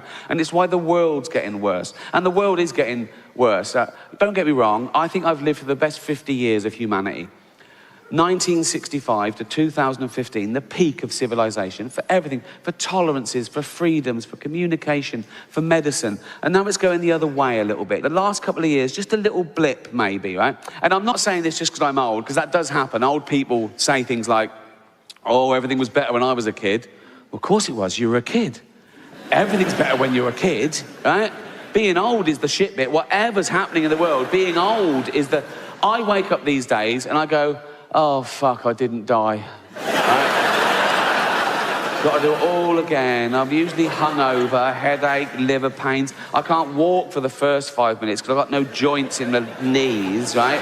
I'm getting fat again now, right? Now, I was thin till I was about 28, like proper skinny, like 9.5 stone, right? Then I got a job, right? And the next sort of 20 years were what I call my eating years, right? And I just got steadily fatter and fatter till I reached a peak of unwellness and blobbiness when I was about 48 years old. And it was one Christmas, I was at home, lying on the floor, right? And I was saying to Jane, "I'm having a heart attack," right? And honestly, my heart rate was like 130. I felt nauseous. I was palpitations. I was sweating because I'd eaten 11 sausages. True story, right? I was like one of them snakes. You know when you see a big, like, python swallow a pig whole, and then it's just fucked. It's just like, for a week, it's like a duffel bag just there. That was me, right? And obviously I wasn't having a heart attack, but it worried Jane. She said, "You've got to start looking after yourself." I thought, yeah, you're right, 48. So I started working out, right? I started working out every single day. I didn't give anything up, right? I don't eat meat anymore, but I was having like 2,500 calories, 3,000 calories a day, including wine every night, right? But I burnt it off the next day. Just so I could do all that, I worked out for an hour and a half every day, running, weight training. I had more time on my hands than the average person. I had a gym built in my house. I had no excuse. And I lost about 20 pounds, and it was great. But now, I still eat and drink too much, right? But I physically can't burn off the calories. I can't do enough because I'm so old and broken and tired. So I'm going to go... And he'll go, why are they so distended? And I go, oh, like you're Brad Pitt. You know what I mean? Sorry, are we talking or raping here? Can we... So he's like, you fucking atheist. He's probably bored, and he fucking atheist every fucking day, like that, right? And his little gargoyle comes up and he goes, Satan. And he goes, what? And I go, yeah, what? And he goes, there's a fundamentalist Christian up here. Fuck this. He'd be on him like a ton of bricks, wouldn't he? So I got that tweet. I loved it. And all I did was retweet, right? And just watch the fun. People piling on, going, loser, and all this. And he's fighting back really witlessly, saying things like, go fuck your sister, you English faggot. That makes no sense at all. And I forgot about it, went off, did something, came back. A few hours later on Twitter again, I think, oh, what's happening there, right? And it's still all going off, right? It's really funny. I'm laughing at all the replies, like people saying things to him, right? Like, I'm scrolling down. There's one tweet just directly to me from this woman. She says, what, you find rape funny? No. What? No. What? Ricky Gervais find rape funny? No. Listen, what? Ricky Gervais find rape funny? No. Listen, everyone. Listen, right? No. Right? So I said to her, no, I didn't tweet that. She went, no, you retweeted it. I went, well, yeah, just to show you he's an idiot. I just showed her, well, yeah, but you must find it funny. You must find it amusing. It's not, no, it's not a frivolous thing to be laughing. I said, well, no, I just, so I said, well, it's up to him, isn't it? I go, well, not really. So I said, well, it is up to him. He can do it. So now I'm arguing with quite a nice, sane person, presumably, who thinks this sort of thing's mental. But I'm fighting for his right to fantasize about me being raped by the devil. Right? Because I'm so conscious of freedom of speech. What a topsy-turvy world, right? Although her opening gambit annoyed me a little bit as well, because she did that thing that people do. She said, she didn't say, what, you find jokes about rape funny? She said, what, you find rape funny? And the answer to that is no, of course not. No one finds rape funny. Not even rapists find rape funny. Do you know what I mean? There's never been anyone giving evidence going, well, it was dark and he was wearing a ski mask and he was giggling. That's never...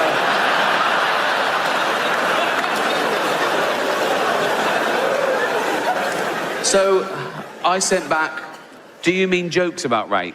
She said, yes. I went, depends on the joke. Fucking does. No, it does. I was going, no, it does. It does. Depends on the joke. I said, of course it does. It's about context. It's about the content, right? I said, what do you mean by a rape joke? And she said, even a joke with the word rape in it is unacceptable. I said, that's ridiculous. It depends what the joke is. I said, and I tweeted that clip of me in the office going, I think there's been a rape up there. Right?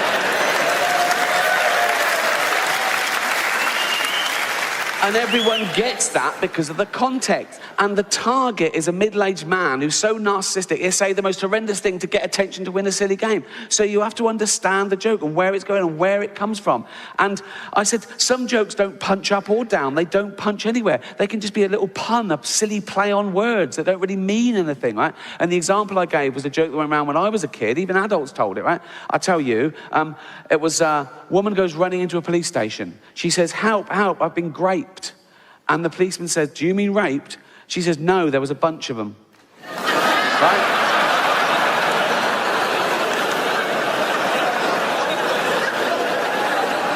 That is a rape joke, right? So, and I even said to her, I said, no, I agree in most, real rape jokes. Rape jokes where they're fucking horrible and the victim is the target. They're disgusting. I'd never tell those. But it depends on the joke, not the word or the subject, right? And I think I calmed it down. I said, and they agreed, yeah, some jokes are worse than others, right? And she ended it with saying, well, okay, I see your point, but still, I will laugh at a joke with the word rape in it when I know that no one in the audience has been raped. right? I should have left it. I just sent back, what a weird door policy.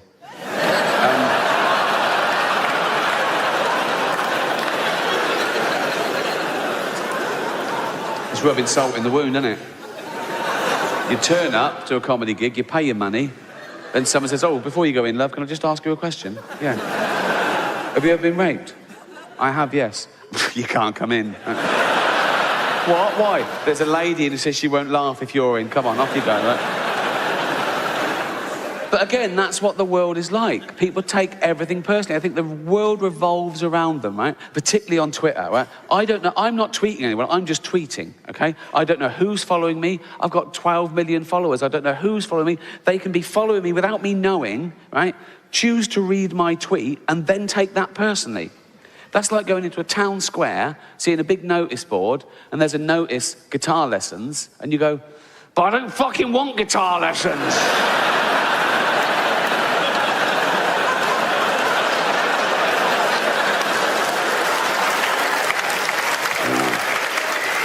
What's this? There's a number here. All right, call that, right? Are you giving me guitar lessons? Yeah. I don't fucking want any. Fine, it's not for you then. Just walk away. Don't worry about it. I should say one thing in Twitter's defense. I mean, I use it as a marketing tool and for fun like everyone else, right?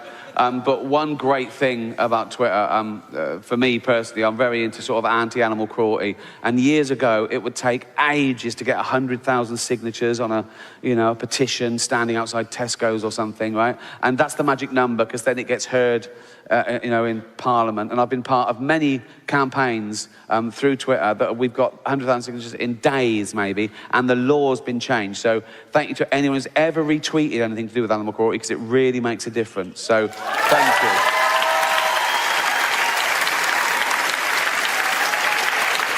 But even something as like clear and distinct as animal cruelty, right? You think no one's going to argue with that, are they? Yes, they will, right? They just want to be heard, right? I'll tweet something about a bull being tortured in a bull ring, right, for entertainment, and I say ban bullfighting. Someone always says, "What about the kids in Syria?" What? Well, I'm not giving you a choice. I'm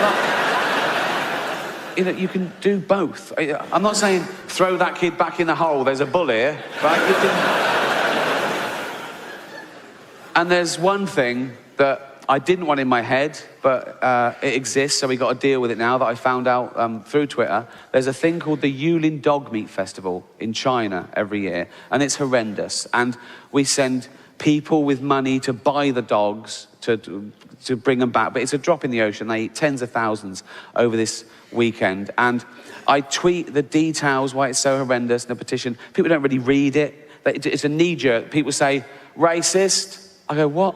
They go, well, we eat pigs and cows in the West. Yeah, we do. I don't, but yeah, I used to, right? Sure. And you're right, yeah. A pig is worth as much as a dog. A cow is worth as much as a dog. It's not about the species. It's what they do to these poor dogs. And what they do is they torture the dogs first because they think it makes the meat taste better.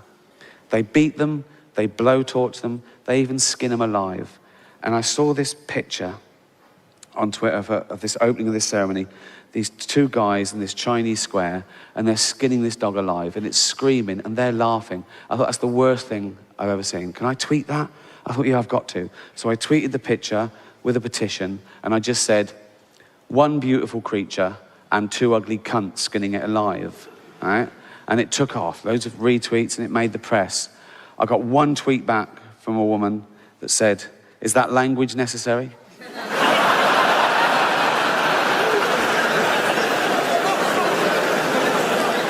I should have left it, right?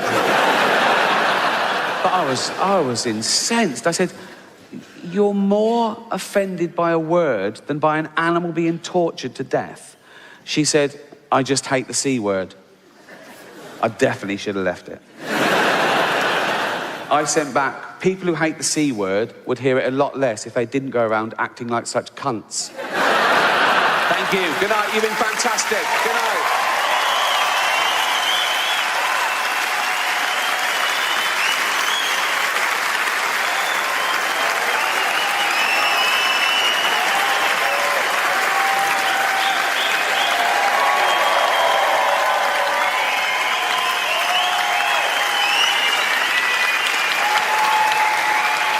audience, thank you so much. Thank you so much. I hope you enjoyed the show. I hope no one was offended. No, I really do, because that's never the point. I've always wanted people to know they can laugh at bad things without being bad people. And I think it's my upbringing. As I say, I grew up in poverty with nothing, right? But the point was to pay your way, then have a laugh. That was the men. The women carried on working, obviously. But it was my older brother, Bob, who was about 11 years older than me, and it was him who I first saw making these dark jokes right in the bad situation. While the bad things were happening, he was making jokes about it, and people were laughing, and I realised, oh, he's healing them. That's what comedy's for. That's what humour's for. It gets us over bad stuff, right? Typical Bob story. He once spent an hour in the pound shop in Hayling Island just asking the cashier how much everything was. Just to see if he could break this poor man's will. Right? And Bob was the first person I saw answer back to authority, and the first authority you come across are your parents, right? And he'd have an argument, he'd get in trouble, he'd get sent to bed, right? But I thought, no, he won the argument though, right? And he teased my mum, and so my mum was a typical working class woman, I think, in that, as I say, we lived in a shitty area, right? And most of the houses had like a bit of mud and a stolen bike and fence posts missing. She mended the fence, she turfed the garden herself, she painted the step, because she thought, if it looked respectable, we'd be respectable. So it was about reputation, I guess. And so Bob would send her postcards that just read, is that paedophile postman still reading your mail? And she'd take it and she'd go in and she'd be horrified. She'd call Bob and go, Bob, he saw it this time, you've got to stop doing that.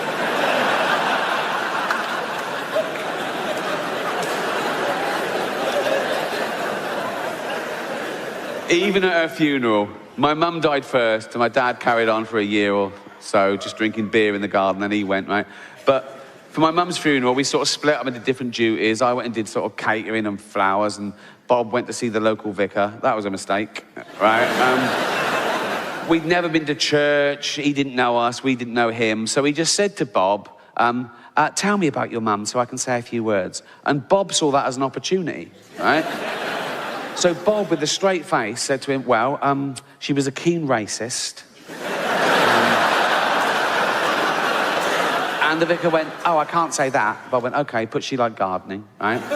And he was trying to get something past the vicar, so the vicar would say something and make us laugh in church. He didn't warn us, right? And he did get something by the vicar. So we're called Ricky, Robert, Bob, Ricky, Robert, Marsha, and Larry. Now, Larry is the oldest. He's in his 70s, born in the war, right? I've always thought he was the sensible one, okay? I suppose firstborn, weight of the world on his shoulders. In fact, my mum told me that when he was a teenager, he got a job and he gave her the money to bring up the rest of us to help out, right? So he's a stand-up guy, Larry, right?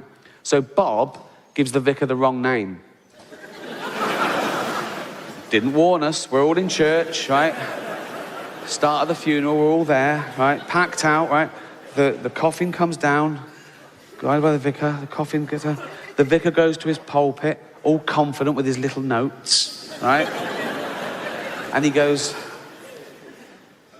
Eva leaves behind 4 loving children, Ricky, Robert, Marsha, and Barry. And we snort like that, right? Bob sort of goes, looks around. Everyone realised what's that. We were all fucking laughing. We see Larry go, right? And the church is like, every time we thought of it, people would go, we'd see Larry go, right. And then it would just start giggling, just fits and fucking giggles, right? And then Larry eventually sort of started doing this, right? And the vicar's thinking, what have I said, right? And he put in a few little things that the vicar wouldn't know about that he said would set us off again, just things that were just lies or just slightly wrong. And my niece and nephew started crying, and I'd come prepared, right, with a little packet of those tissues. I was giving them those, and they were taking one and handing it on. But before the funeral, I'd taken all the tissues out, written on them, carefully folded them back and put them in. So they were putting out a tissue and it said, snivelling fucking bitch, right? And they're sort of laughing, right? So it was like a madhouse, right? Everything the vicar said or did, we all started just fucking laughing, right? Right? And you could see the vicar was visibly sort of shook a little bit, right?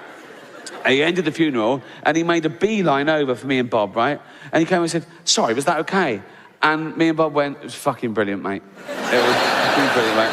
And that's what I'm saying.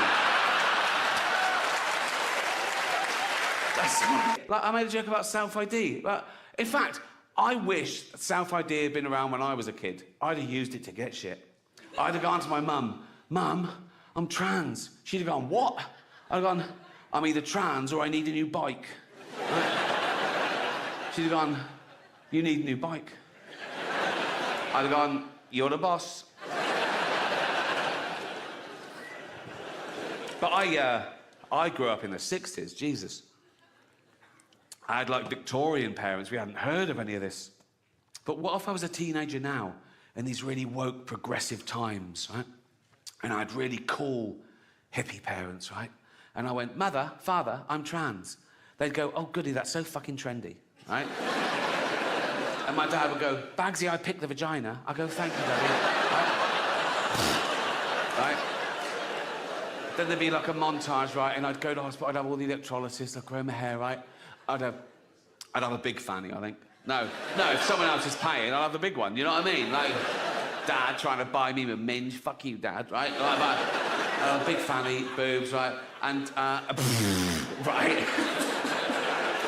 No, and I'd come out and I'd emerge, I'd be a real woman. I'd be Vicky Gervais. I'd be Vicky Gervais, right? Yeah, and I'd be a real woman, right? And you can't change your sexuality, so I find women attractive, so I'd be a lesbian. I'd be a little lesbian fella called Vicky Gervais, right? Right? And probably be a butch lesbian, because of all the testosterone up till then, right? Also, I like the fashion. Jeans, black T-shirt, short hair, beard. I'd be a real lesbian called Vicky Gervais, lesbian about town, right? And so I'd go down to Brighton, right? And I'd go into a lesbian bar, right? And I'd go, hi, pool table, winner stays on. I'll be there all fucking night. Right. This joke isn't worth it for the punchline. The punchline is shit, really. So just enjoy the journey, right? Right. So I'd look around and I'd find one of them pretty lesbians, right? This is so childish and misinformed. It hurts, right? I'm going to leave it in, though, right? So, no, I find a pretty lesbian. This is pathetic, right? Even for me, I can't do this with a fucking straight face, right? And I'd go over that, I go, hi, you a lesbian? She'd go, yeah. Are you a lesbian? I go, yeah, just a bit, look at that, right? And she'd go, that is a lovely fanny. I go, fucking cost enough. She'd go, what? I go, nothing, right? And then I'd be wooing her, right? I'd be doing all like I'd be sort of like complimenting her on sort of lesy ways. I'd go, I love you, Doc Martens, right? She'd go, oh, thanks, right? Right? She'd go, I go, oh, those are big earrings, aren't they? Right? She'd go, yeah, right. And then she'd go, do you want to come back to my place and les off? I go, yeah, just a bit, right?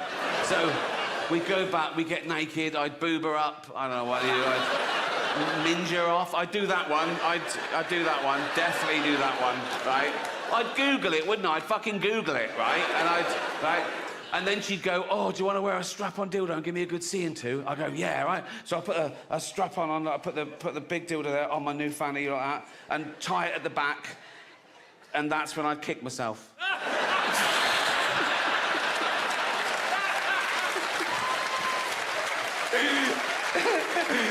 I told you it was shit, didn't I? Oh, God. Oh, women. Not all women. I mean the old-fashioned ones. You know, the old-fashioned women. Oh, God. You know, the ones with wombs. Oh. Those fucking dinosaurs. No, I love the new women. I know the new women. They're great, aren't they? You know, the new ones we've been seeing lately. The ones with beards and cocks. They're as good as... They're as good as gold. I love them. No, it's the old-fashioned with it. And now the old-fashioned, they go like, oh, they want to use our toilets. Why shouldn't they use your toilets? For ladies. They are ladies. Look at their pronouns. What about this person isn't a lady? Well, his penis. Her penis, you fucking bigot.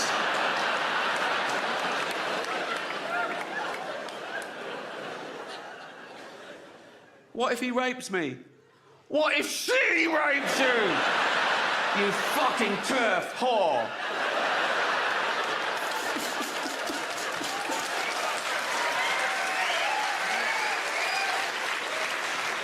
It's not a show. There's no dancers or jugglers. It's basically a bloke talking, which is essentially what stand-up comedy is, isn't it? A bloke talking.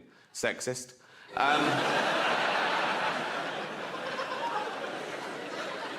What about all the funny female comedians? Like, No. Right. No. I'm not doing that. Okay, right. That was irony, okay? There's going to be a bit of that throughout the show. See if you can spot it, okay? Now, that's when I say something I don't really mean for comic effect, and you as an audience, you laugh at the wrong thing because you know what the right thing is. It's a way of satirising attitudes. Like that first joke, I used the old-fashioned sexist trope that women aren't funny. Now, in real life, I know there are loads of funny women. Like, I did it again. Well spotted. Good. No, but there are.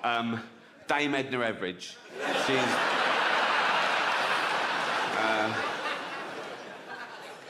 Eddie Izzard. She's brilliant, isn't she?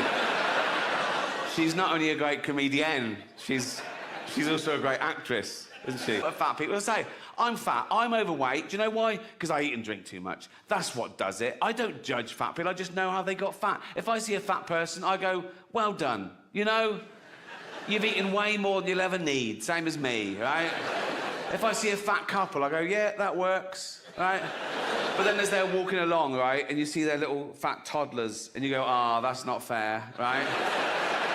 And the mother always goes, they love cake. Of course they love cake.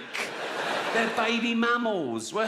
We're the same species as we were like 200,000 years ago. We've got a hunter-gatherer brain, right? All this affluence is so much faster than our human biology. So when you get one of those cakes from the supermarket that's packed with fats and sugar, your brain goes, fucking hell, that's amazing. Keep eating that, there might not be food tomorrow. But there will be food tomorrow.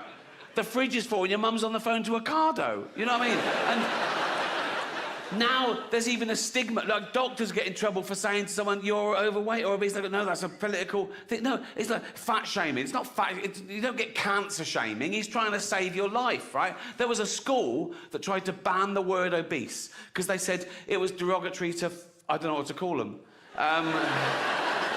round children, right?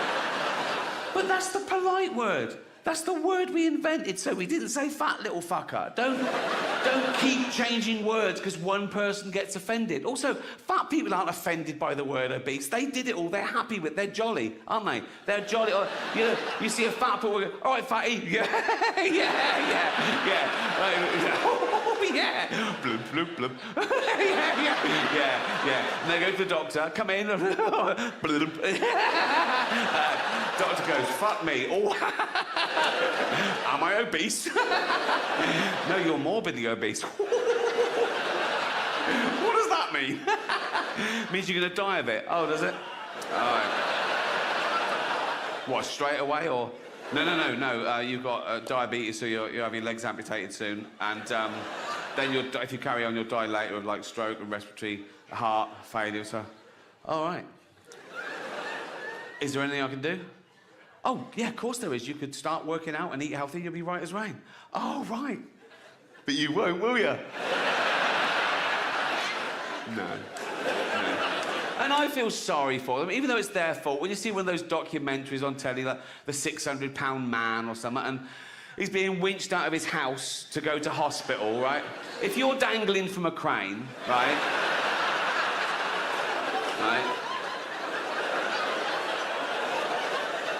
And you see a film crew, right?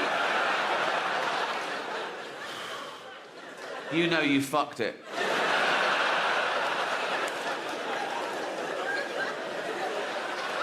And then, you know, as I say, then they wake up the next day and they've had their legs amputated. It's really sad, and they're crying and I'm crying. They go, oh, God, why did I let it go this far? I'm so stupid. Then they get philosophical about it and they go, I never really used the legs. So, and by then it's lunchtime, and so, you know, and they go to the nurse, you didn't throw them legs away, did you?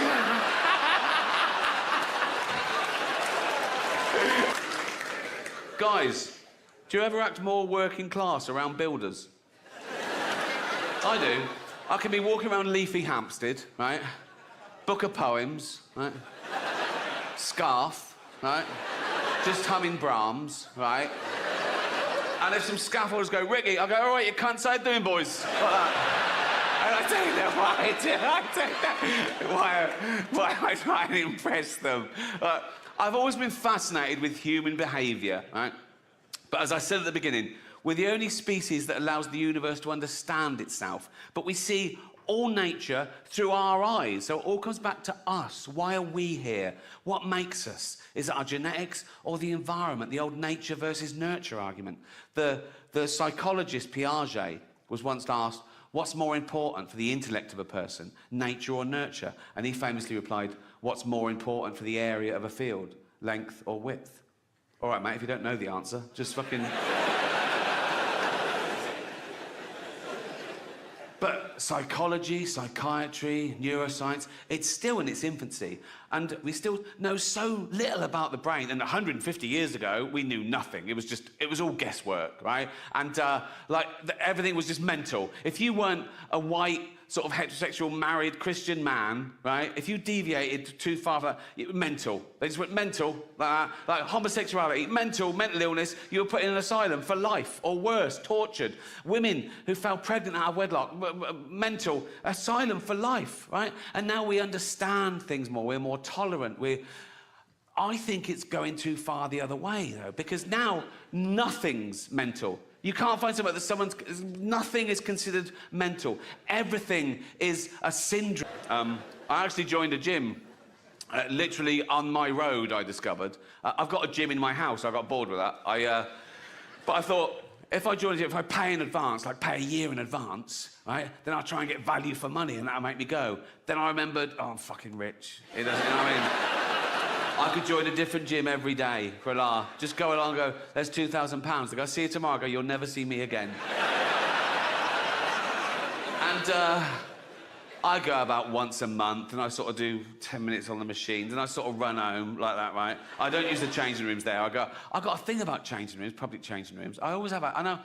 I'll tell you why. I don't know if it's the same in ladies' changing rooms, but men are so proud of their offal, right? If I'm in a public place, I have a shower, right? 1 minute, towel, corner, pants on, right? There's blokes walking around naked before the shower, talking to each other, like that, after the shower. There was one bloke in the shower, way too long, right? It took ages, right? And he got out, no towel, just dripping wet, just went up to the mirror and started doing his hair first. I was in there there was just me and this really fat bloke once in the change room. I was getting changed, and he was there, and he was really big, like 350 pounds, right? And he was naked on one of those precision scales. And he was there for fucking ages, and I was looking at that, he was like that for ages, ape. And some people on social media get annoyed when I say we're apes, you know, religious types, Americans. One bloke said to me, speak for yourself, dude, I ain't no ape. And I sent back, well, you are, because we're all apes. He went, nah, what's a gorilla ever done? We've walked on the moon. I sent back, what do you mean we? You've done fuck all. You've spelt moon wrong. It's weird, isn't it, when people take credit for the sort of rest of the species, because that's what's pushed civilization forward, you know, a few geniuses along the way. Like, there's 8 billion people on this planet. Most of us do nothing. We eat shit and die. Like, if there was a meteor heading towards Earth to definitely destroy it, 4 billion people would get down on their knees and pray to their particular god, and a few hundred scientists would work out how to get Bruce Willis up there to stop it. It's an odd concept, praying, for me. I can't work out how God decides. All those people praying at once for different things. Is it like best idea wins? Or is it a democracy? Like he puts things at each issue, he goes, right, votes for and against, you know. If it's a democracy, we're in trouble. We're a tiny nation. Like, next time there's a flood warning in the West Country, if we're all going, oh, I hope everyone's okay. If the whole of China is going, yeah, fuck Bristol. There's 1 billion of them. More about China later.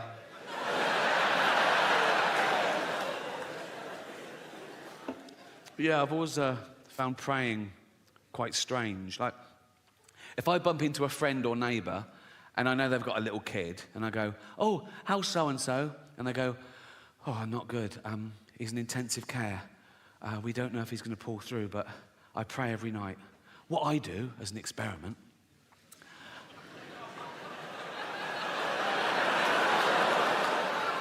I go home and I pray twice that he doesn't make it. I don't do that. Years old as Homo sapiens. We've been around as hominids for a few million years, and of course, along with every other life form that exists at the moment, we've been evolving for 3.5 billion years. Everything that exists at the moment all came from the same little blob of organic matter 3.5 billion years ago. That's why it annoys me when people say, oh yeah, humans, we're the most evolved.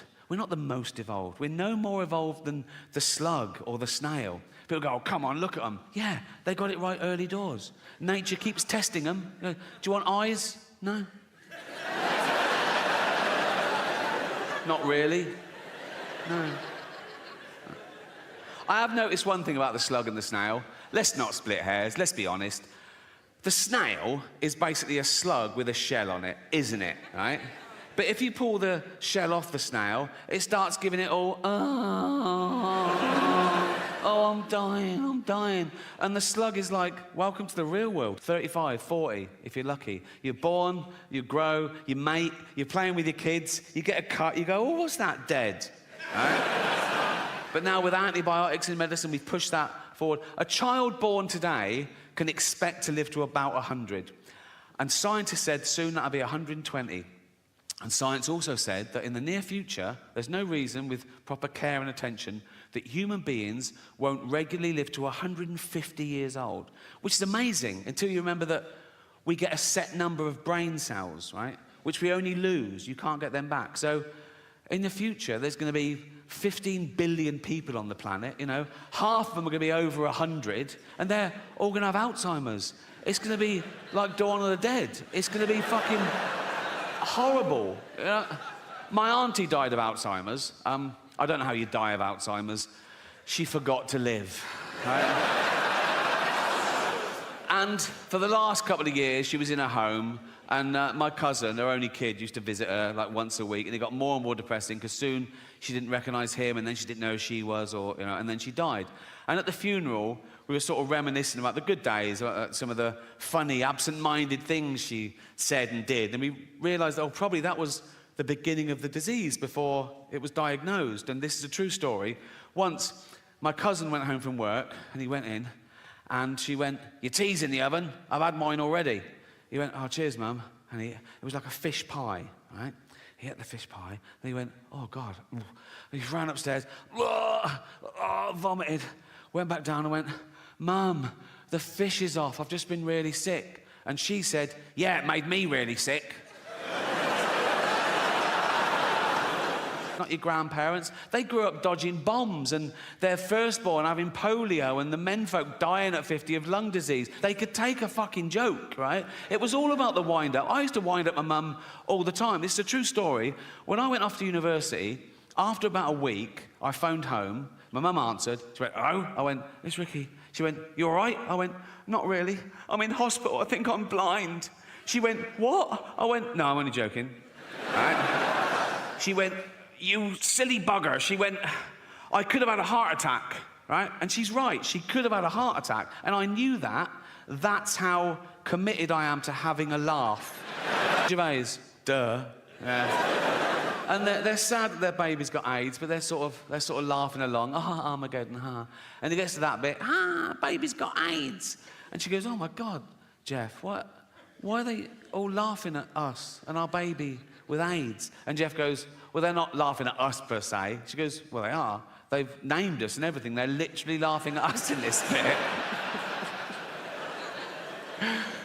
And Jeff goes, yeah, but we're a fictional couple with a fictional baby with AIDS. Anyone offended by that is a fucking moron. And then he goes, and at least he didn't do the accent. So... And then she goes, yeah, but only because Jane begged him not to. Particularly working class kids, particularly from working class mums, because they're busy, they're doing everything. They're keeping men in check, they're bringing up kids, they're going to work, they're saving the world. They haven't got time. They have to frighten their kids into behaving well. They have to go to dark places to shock them into not fucking dying. Do you know what I mean? So, like, if I was little and my mum made my tea, and it wasn't my favourite, it was boiled potatoes instead of chips every day. And I went, I don't like them. My mum would go straight to, of course you do. There's children your age in Africa and they're starving to death, right? And I go, Jesus, all right. You know what I mean? The true story, I was 7 years old, right? And I'd been playing in the park and I came running in and my mum went, Ricky, come here, sit down. There must have been a local pedo incident, right? And my mum went, never go in the toilets in the park again. And I went, why? She knew she couldn't explain paedophilia to a 7-year-old, right? But this is what she came up with. She said, because there's a man going round and he's cutting little boys' willies off. I was like, oh, what? That's a fucking thing, is it? That's a... I didn't sleep for a week. And it worked. I never went in those fucking toilets again. But she knew instinctively. If she'd have gone, Ricky, come in, sit down. What's the matter? Never go in the toilets again. Why not? There's a paedophile. What's a paedophile? Oh, he's a man who gives you sweets and puppies. Bring it on, you know what I mean? At 7 years old, I'd wank off anyone for a puppy. I'd be like that, wouldn't it? Be like that.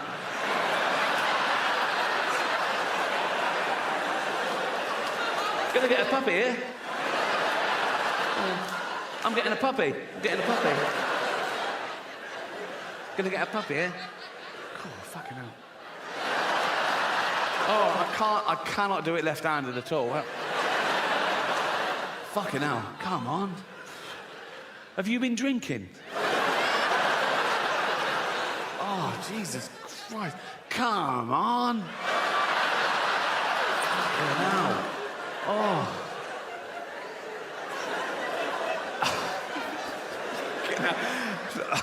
I've started, so I'll finish. Oh, fuck me. Oh, what sort of puppy is it? A what? A Labrador? Throw in a kitten, I'll give you a blowjob. I'll go over like that. Kitten, puppy, come. Of people murdered in the Holocaust, and he films them coming into a Jewish cemetery, and they each leave a stone on the grave to represent their family members that were murdered, and it builds up, and it's very moving. And so I think I get the ambiguity. Does it have a sad ending? Yes, in the sense that 6 million Jews pointlessly lost their life, but no, in the sense there was still enough left over to build a little rockery. So...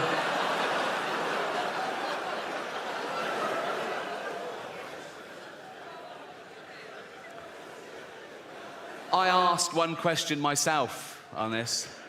Is James Corden in it?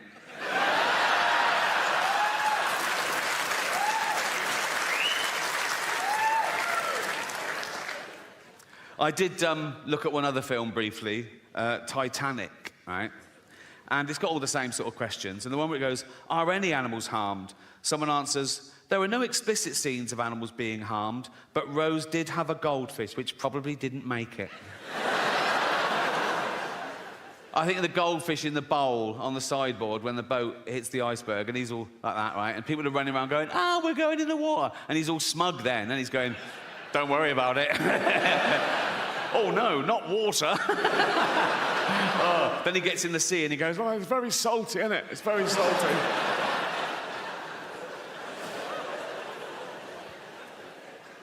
barn.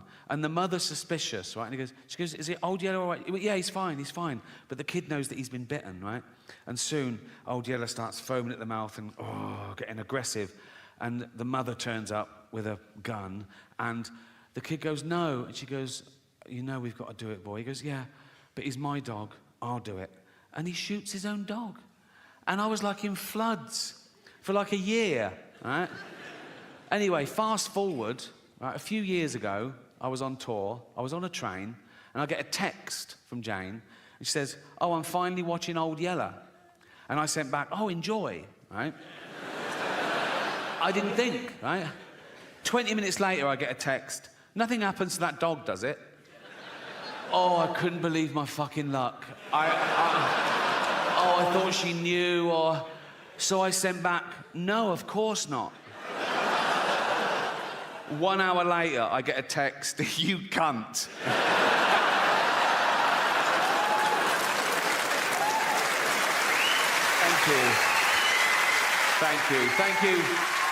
Thank you very much. Cheers.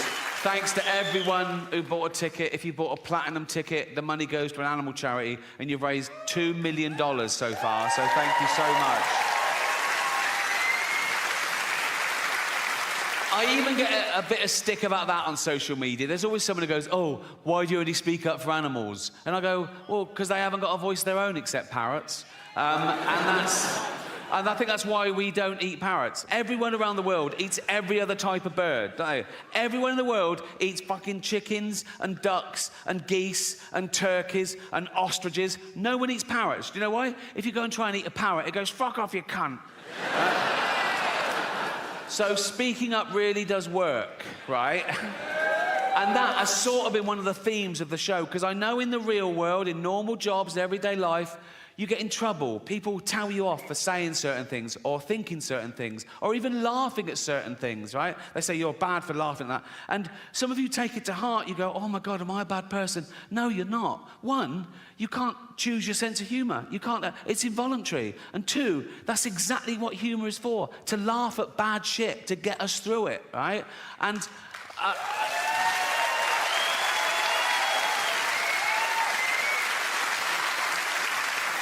And we've established you can't even choose your own thoughts. How often have you been on a train station and you've suddenly thought, what if I just pushed that bloke?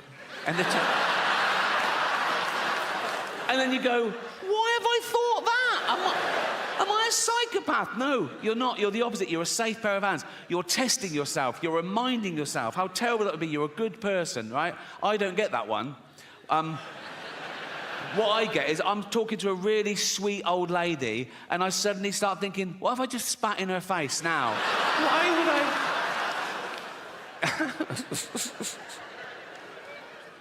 I? Another theme of the show has been words change and I'm woke, haha. But here's the irony. I think I am woke, but I think that word has changed. I think if woke still means what it used to mean, that you're aware of your own privilege, you try and maximise equality, minimise oppression, be anti-racist, anti-sexist, anti-homophobic. Yes, I'm definitely woke. If woke now means being a puritanical, authoritarian bully who gets people fired for an honest opinion or even a fact, then no, I'm not woke. Fuck that.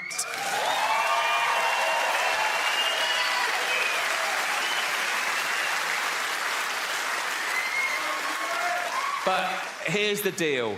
To each their own, laugh at whatever you find funny. All laughter's good and you're amazing. Good night.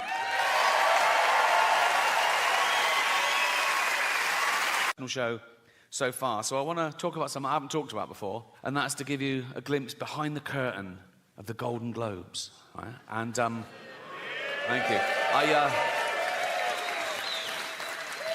I last hosted the Golden Globes in 2020. It was the 5th time over a 10-year period, and I liked them more and more, and the last one was my favourite, because the world changed in that 10 years. You know, like the first time I hosted them in like 2010, the press of America, they hated me. Right? Who is this annoying Brit insulting the most important people on the planet? By the last time I hosted, they were like, yeah, go on, fuck them. Fuck them, right? Because ordinary people had got sick and tired of being lectured by these multi-millionaire, nothing wrong with that, these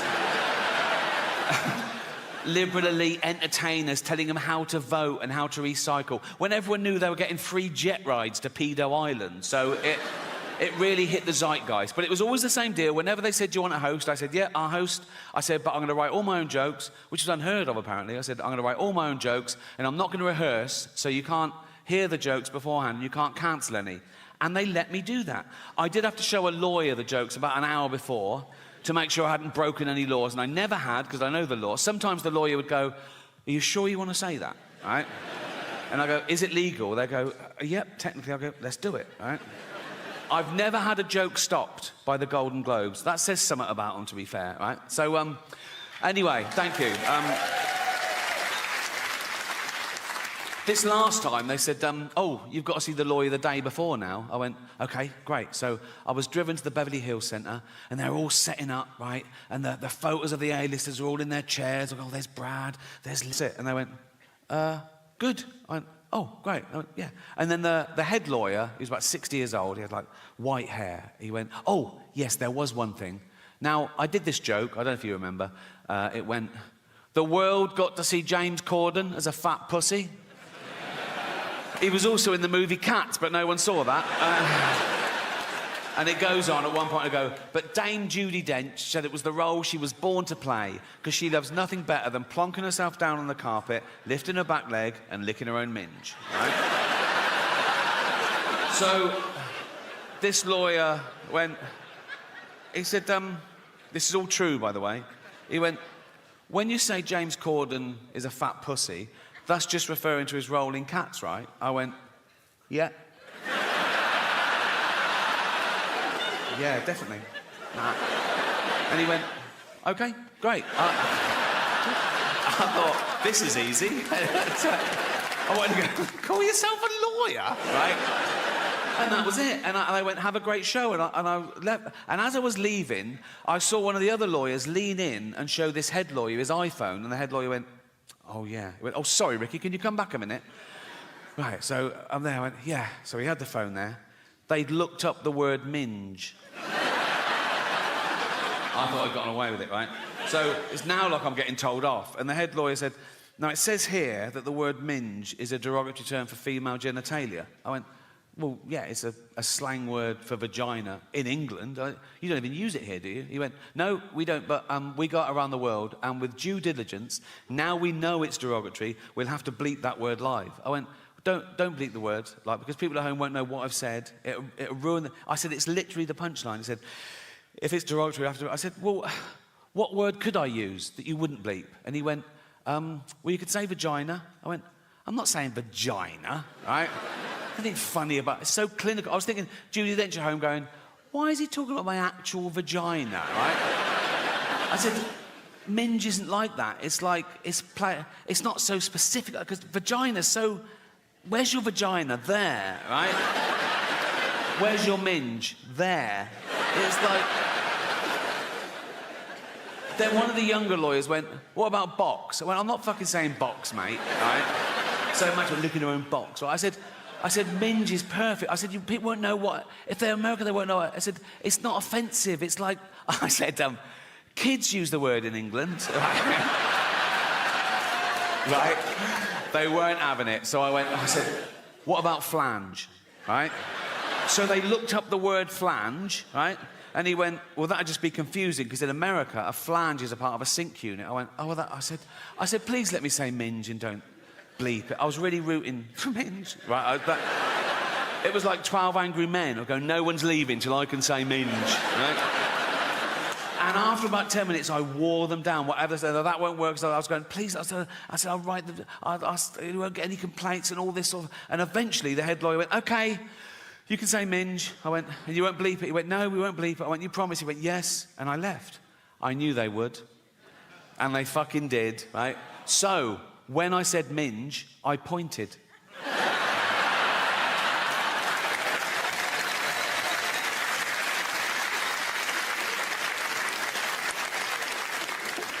The most frequently asked question I get about the Golden Globes is always, was someone so angry about what you said about them? They came up to you afterwards and I always go, oh God, no. I wouldn't even say if that had happened, because I don't like gossip, to be honest, right? There was one guy I thought took it the wrong way, right? It wasn't a bad... No, the cameras went to him, and I'm not in control of the cameras, so I think he was caught in the headlights. It was Elton John, right? But it wasn't a bad joke. I was introducing Madonna, okay? And I later found out that him and Madonna were in this feud, and he hated being mentioned in the same sentence as her. But I didn't know at the time. I was confused, right? And it wasn't part of the monologue, but I'm there for like 3 hours, right? And now and again, the stage manager put a head around the door and go, do you want to introduce so-and-so? And I'll go, yeah, fine. And I'll come out and I either do it straight or I ad-lib. And this was little ad-lib because I saw Elton in the front row, right? So this was a joke. I came out and I said, our next presenter is the Queen of Pop. Not you, Elton. Sit down, right? And he sort of went to him, he sort of went, and I was like, oh, fuck, he hated that. And I was thinking, why is he, I said, oh, God, do you think I'm homophobic? Oh, I'm not homophobic. There's always in my head. Then I thought, he must have heard worse, right? In the 1980s, right, when Elton John was in the closet, he wasn't out, he was married to a woman, right? He was also chairman of Watford Football Club. And he and his then wife would go along and watch Watford play, and the entire crowd would sing, "Don't bend down when Elton's around, or you might get a willy up your arse." Which puts my little quip into perspective, doesn't it?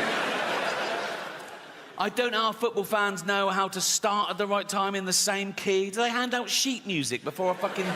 We're doing Willy up the arse in C. Jeff's doing a solo. It's like... And what they usually do, they get a traditional tune so everyone knows it, and they change the lyrics. Some genius changes the lyrics, right, to be as offensive about someone or something or somewhere or whatever, right? So the tune they used to use, I remember it, it was that old Cockney knees-up song. My old man said, follow the van and don't dilly-dally on the way. Do you know that one? Remember the term dilly-dally? They use it very creatively in their version, right? So this was their lyric. It was the 80s. It's not politically correct. I apologise. But they're football hooligans. What are you going to do, right? So let's analyse their genius lyrics, right? This is what they used to sing. Don't bend down when Elton's around, or you might get a willy up your arse. I mean, you might. Not necessarily his, but, you know, like mathematicians amongst you would have to go, yeah, there's a slight... Like, if 1,000 people bent down when Elton was around, one of them might randomly... Someone might come off a bicycle and go, sorry, like that, and they're, oh, fuck, and the scientists will go, 1. Do you know what I mean? There's a slight... Also, when Elton's around, that's ambiguous. That could fit... Like, you could have 2 gentlemen having anal sex in a hotel room, right? And then the next day they find out that Elton John was staying in the next room. They go, oh, I got a willy up the arse when Elton was around, you know? I'll give them that. Anyway. Don't bend down when Elton's around, or you might get a willy up your arse. He has the nerve to call us dear. We all know he's a fucking quill. Sorry, right? And he goes... He dallies and dillies. They've reversed it. Why? He dallies and dillies. He plays with people's willies. Again, I don't know what play with means in this context. It could be like, wow. It could be anything, couldn't it? Wow. I thought you were going to suck it. No. He dallies and dillies. He plays with people's willies. He's up every arse in town. I'd stop him there. I'd go, no, you know, that is provably false. He's not up every arse in town, is he? We can prove that. Right, take a small town. Take Watford. 120,000 people. He is not up 120,000 arses, is it? I mean, half of them are women, so 60,000 tops, right? And I don't think he's been up 60,000. And if he has, good luck to him, but that's not my point. This is my point, right? What did his then wife think of that? Because he's in the closet, right? You know, and she's just married Elton John the Pop. She couldn't be... She's in love. She's so proud of him. Elton John, and he's chairman of Watford. She goes, look, I'm married Elton John the Pop star. I'm married to Elton John the Pop star. And then the entire crowd sing, don't bend down when Elton's around, or you might get a willy up your arse.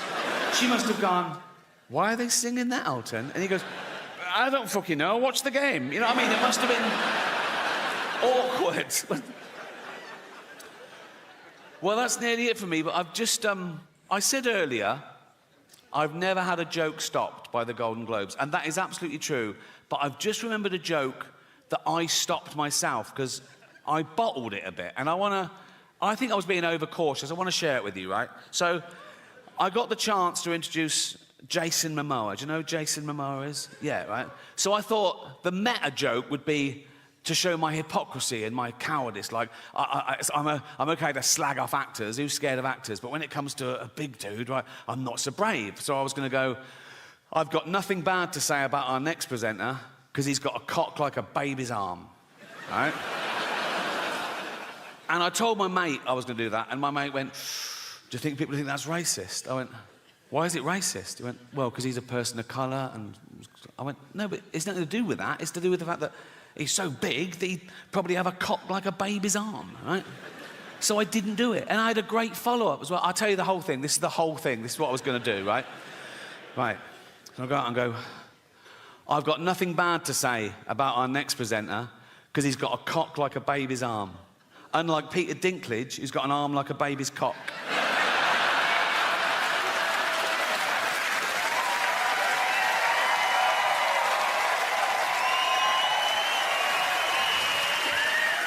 I reckon it's the next 10 years that I will. But as of now, my arsehole has never let me down. Very underrated, the human arsehole. Everyone goes, oh, the human brain, the greatest computer known to man. All the human liver can regenerate itself. Your arsehole is working 24/7. Even when you're asleep, it's like that. You're not coming out. You're not coming out. You're not coming out. Nope. You're not coming out. And you're not coming in.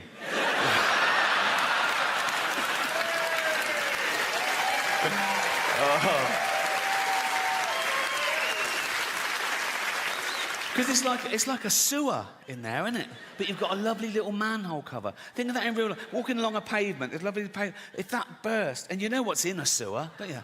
Piss and shit and cum and dead goldfish, and fetuses. In China, just the girl ones. Relax.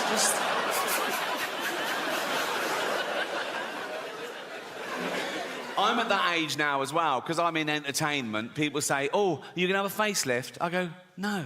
Have you seen facelifts? They're still just that. Like that. You know what I mean? You go to the doctor, and the doctor goes, do you want to look old or Chinese? You know, it's like, nothing wrong with looking Chinese if you're Chinese. If you're not Chinese, it's a bit weird. It's offensive. Why is that allowed? You're not allowed to black up. Why can you do that? Maybe there are terms and conditions to make sure you're never that racist. Like the doctor goes, right, we've done the eyes, but never leave the house in a little lampshade because...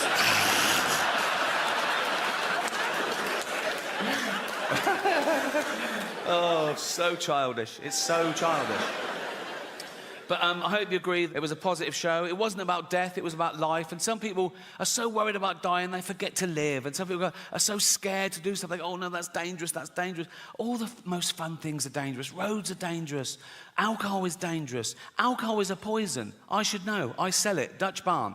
Right? So, yes. Right. Alcohol gives you brain disease, liver disease, kidney disease, heart disease, mental illness, but it does loosen you up at parties. So... Think of all the babies born through alcohol, yeah. Many of them deformed if the mother carried on drinking. But the good thing about being born deformed is, you... Hear me out.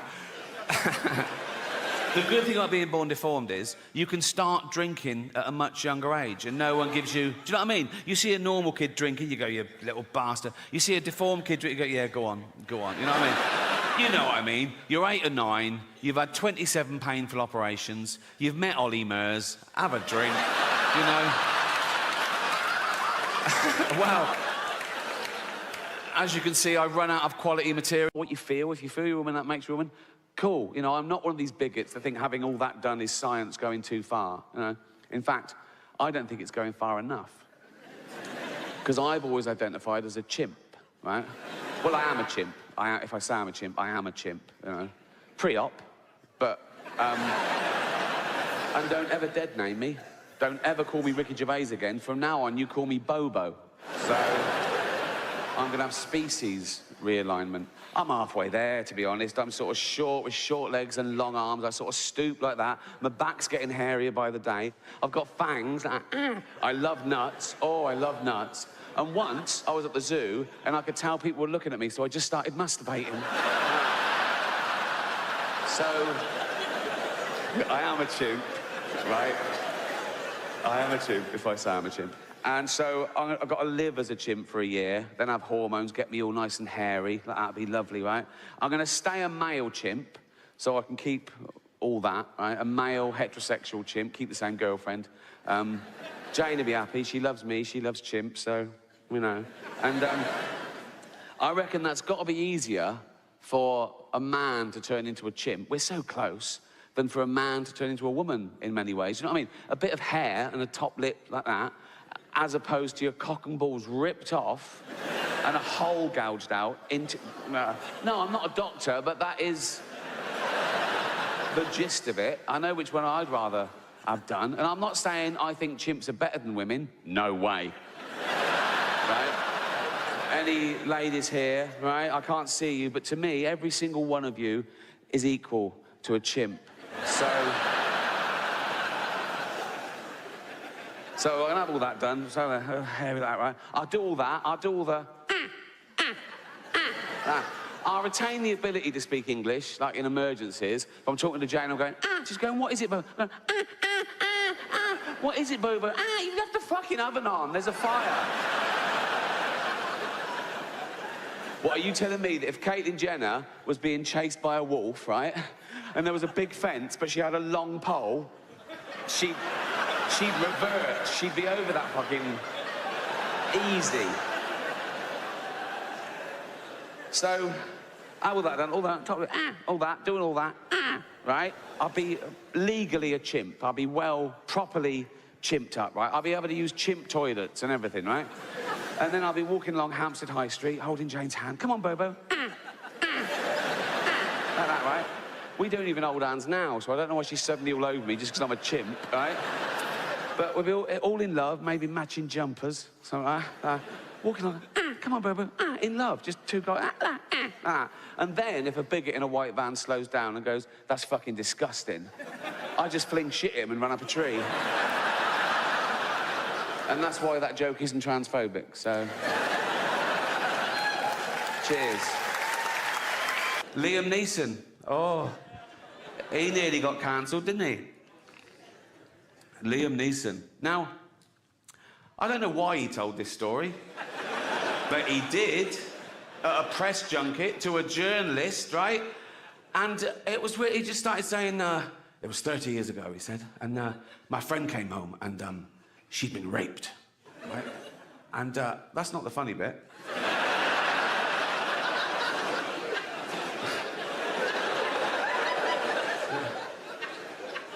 I said, she'd been raped. I said, what did the guy look like? He said he was a black guy. He said, so I got my cosh and I went out looking for the first black guy. He said, nothing happened. I came to my senses, right? But the weird thing about that story is, who has a cosh? Who has a... But it was touch and go. They cancelled the premiere that night because of the backlash and that people wanted the film to be deleted. And I get it. Some people can't separate the art form with the artist's personal life. Now, I know Liam. I've worked with him. He's a lovely man. He's definitely not racist. But when that broke, even I was like, oh, will I ever be able to find Schindler's List funny again? You know,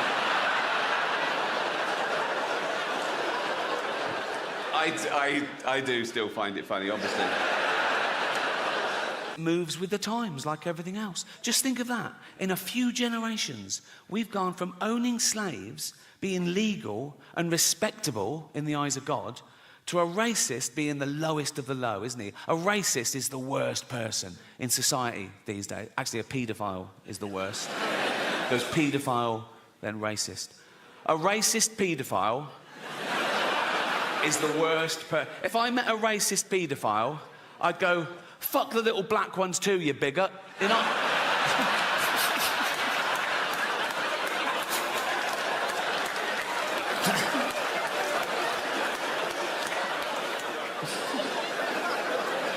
That's fine, that's fine, it's fine. They won't cancel me for that. I mean, they've been trying to cancel me for about 15 years, and they've always failed. And often the people trying to cancel me have been other comedians writing for the posh papers, doing that thing they always say, he's punching down. Well, comedy should punch up. We only punch up. We punch up. Their idea of punching up, they have a go at Boris Johnson. how the fuck is that punching up? You know, the cunt is learning disabled. He's like this fucking waterlogged Gary Busey, fucking albino Eggman thing. He can't string a sentence together. Have you heard him talk? He's like, he's a fucking moron. That I punch up, I have a go at people like, I don't know, Stephen Hawking, right?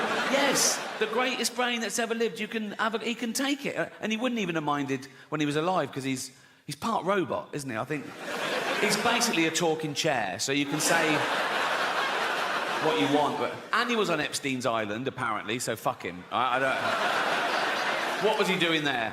Why do I want to go? Why? Why do I? You're like just there doing fuck. I would go, what? I know pedos who'd kill for a ticket to that.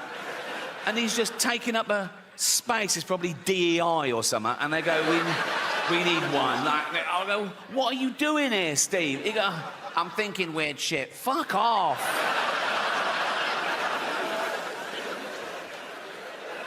That is probably a hate crime. That is. It's a big buzzword at the moment, isn't it? Hate crime. Whatever happens, someone always goes, oh, was it a hate crime? Why? Makes it so much worse. Does it? Why? If I was just walking home tonight and someone randomly jumped me, beat me up, mugged me, stabbed me, threw acid in my face, I wake up in intensive care, beep, beep, beep. I open my eyes through the bandages. There's a policeman. He goes, Miss Gervais? I go, yeah. He goes, we just want to let you know it wasn't a hate crime. I go, oh, thank God for that. Pretty hateful, isn't it? But no, a hate crime is something that's based on your race, disability, sexuality. So a guy with a gun, he wants to kill someone at random. He sees a crowd. He goes, eeny, meeny, miny, mo, bang, kills someone dead. He goes to court. The judge goes, why did you kill that person? He goes, no reason. The judge goes, so you're not a bigot? He goes, if Darren is definitely bent, you can't go around just slagging off Darren willy-nilly. Do you know what I mean? You can get sued in this country for saying someone's gay if they're not, you know, which is a homophobic law, because you can't be sued the other way around. You can't be sued for saying someone's not gay if they are, which seems unfair, doesn't it? Like, I could go up to Britain's biggest gay and go, all right, Alton, all right, and he'd love that, he'd fucking love that. If that's your game, you want to be top of the pile, so to speak, right? I'd go, all right, Alton. He'd go, yeah. I go, ha, ha, ha, ha, ha, ha, you're not a gay. He'd go, I bloody am. He'd go, I'm going to sue you. I go, you can't. You can't. He'd go, but know that I am gay. I go, I don't believe you are. He'd go, well, come on with me and see the shit I do if you don't believe me.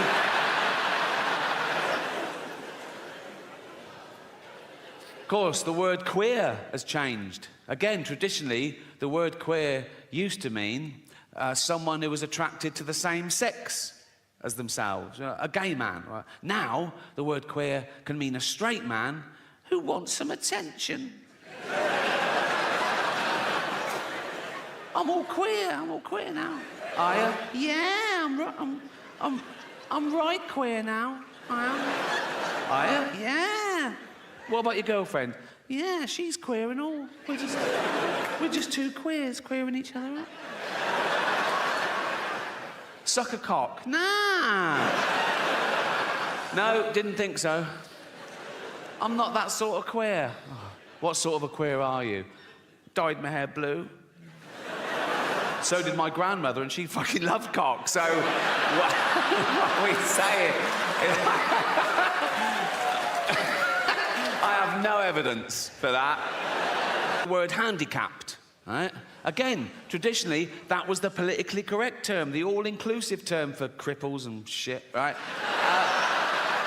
But then they went, no, we want to be disabled. They didn't want to be disabled.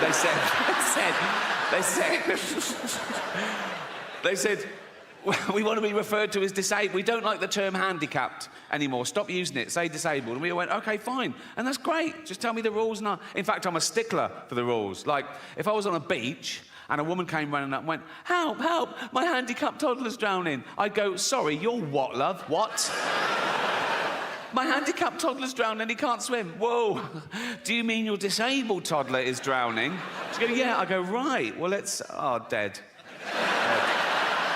Wasted too much time being woke, didn't I? Well, I am woke now, and who cares? If humanity was wiped out today, the Earth would return to a paradise in a few hundred years. If we lose bees, we're a desert forever. We're not that important. We're just one species of narcissistic ape. And some people on social media get annoyed when I say we're apes, religious types, Americans. One bloke said to me, speak for yourself, dude, I ain't no ape. And I sent back, well, you are, because we're all apes. He went, nah, what's a gorilla ever done? We've walked on the moon. I sent back, what do you mean we? You've done fuck all. You've spelt moon wrong. It's weird, isn't it, when people take credit for the sort of rest of the species, because that's what's pushed civilization forward, a few geniuses along the way. Like, there's 8 billion people on this planet. Most of us do nothing. We eat shit and die. Like, if there was a meteor heading towards Earth to definitely destroy it, 4 billion people would get down on their knees and pray to their particular god, and a few hundred scientists would work out how to get Bruce Willis up there to stop it. It's an odd concept, praying, for me. I can't work out how God decides. All those people praying at once for different things. Is it like best idea wins? Or is it a democracy? Like he puts things at each issue, he goes, right, votes for and against, If it's a democracy, we're in trouble. We're a tiny nation. Like, next time there's a flood warning in the West Country, if we're all going, oh, I hope everyone's okay. If the whole of China is going, yeah, fuck Bristol. There's a billion of them. Oh, yeah. More about China later.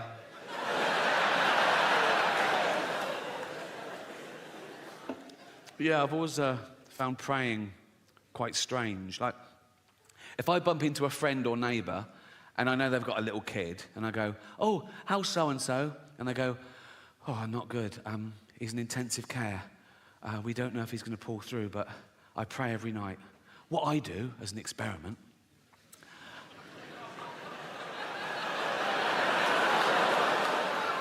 I go home and I pray twice that he doesn't make it.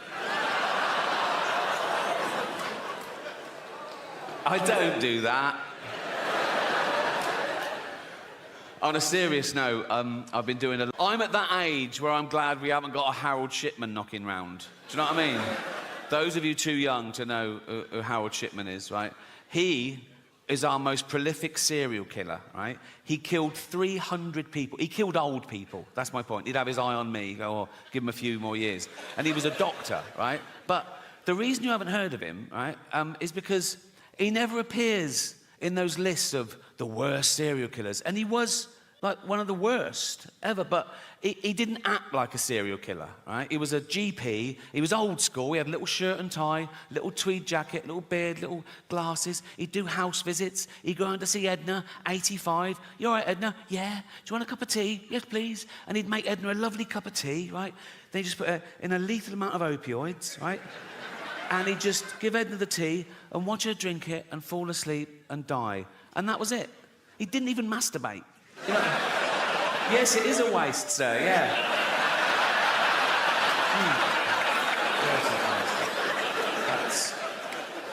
And they reckon he got the idea when he was a little lad, Harold Shipman, little Harold Shipman. He watched his mum dying of lung cancer, being given morphine, and somewhat triggered him. He thought, I'll grow up, become a doctor, and I'll do this.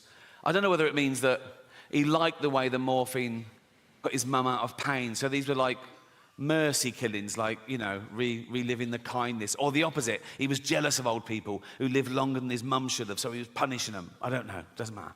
Actually, it does matter, because if you can really understand why someone does something like that, you might spot the signs in the future and stop a crime before it happens. You know, I always think that when there's a school shooting in America, right, it's usually some emo, right, who goes into a kindergarten, kills about 30 toddlers, turns the gun on himself, right? And all the eyewitnesses, they always say the same thing. They go, oh, he was a loner, he sat at the back, he was shy, he was bullied. Let's round those cunts up now. Do you know what I mean? It's like, go into a school, see who the bully's smashing up, right? Go, I'll take it from here, mate, thank you, right? And drag that little dweeb off to Borstal or jail or so.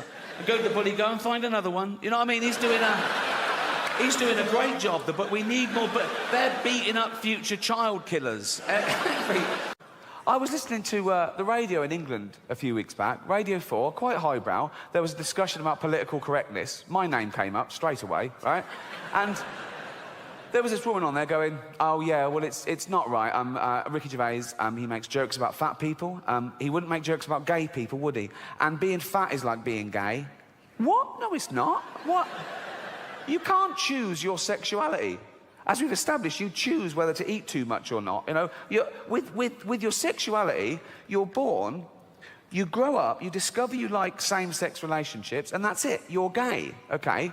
For being gay to be the same as being fat, you'd have to be born. Oh, happy 16th birthday, son. This is Raoul. Suck his cock. Sorry, father? Suck his cock. 16 now, suck his cock.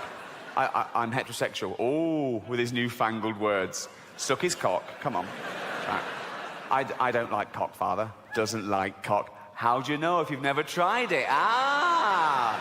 Suck his cock. I don't... Suck one cock. Suck... that's not sucking it. That's playing with you. Put it in your mouth. Put it... Look, have a go. You might like it. Oh, it's not so bad, is it? I fucking love these.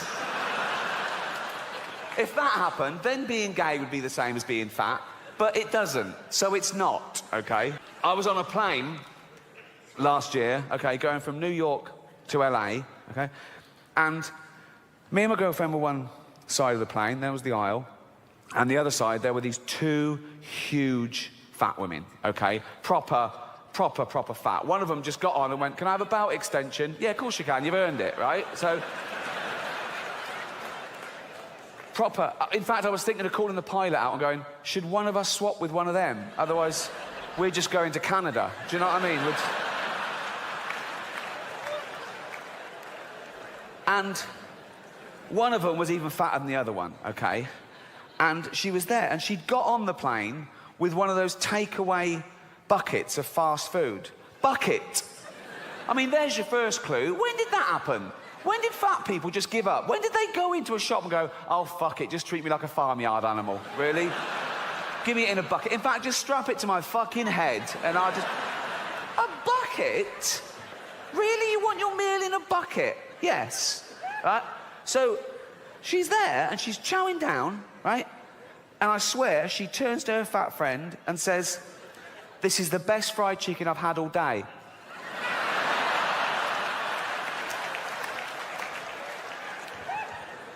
But I'm not having a go. I'm not having a go. No, I'm not. No, I'm not. Because even though it is their own fault, and it is their own fault, I don't know if you know this about fat people, they fucking love cake. They love it. They love it, right? And I blame the food industries. Because you go into a supermarket and it's just packed with that stuff. Everything's packed with hydrogenated fats and extra calories and sugar and butter and everything. And they love that, okay? And there's always a big door, isn't there, to a supermarket? It's always... They've got a quadruple door, isn't it? No one's ever been too fat to get through the door of a supermarket, okay? And it opens automatically, so they don't have to waste calories pushing anything. There's just... And it's a good job it opens automatically, because usually it's glass and they can see the pie from down the road and they're in like that. Grazing, right? So, I say, keep the big door. Keep the big door. Sure, keep the big door. Come on, fat people. Come in you go. But when they get in there, it's all fresh fruit and veg.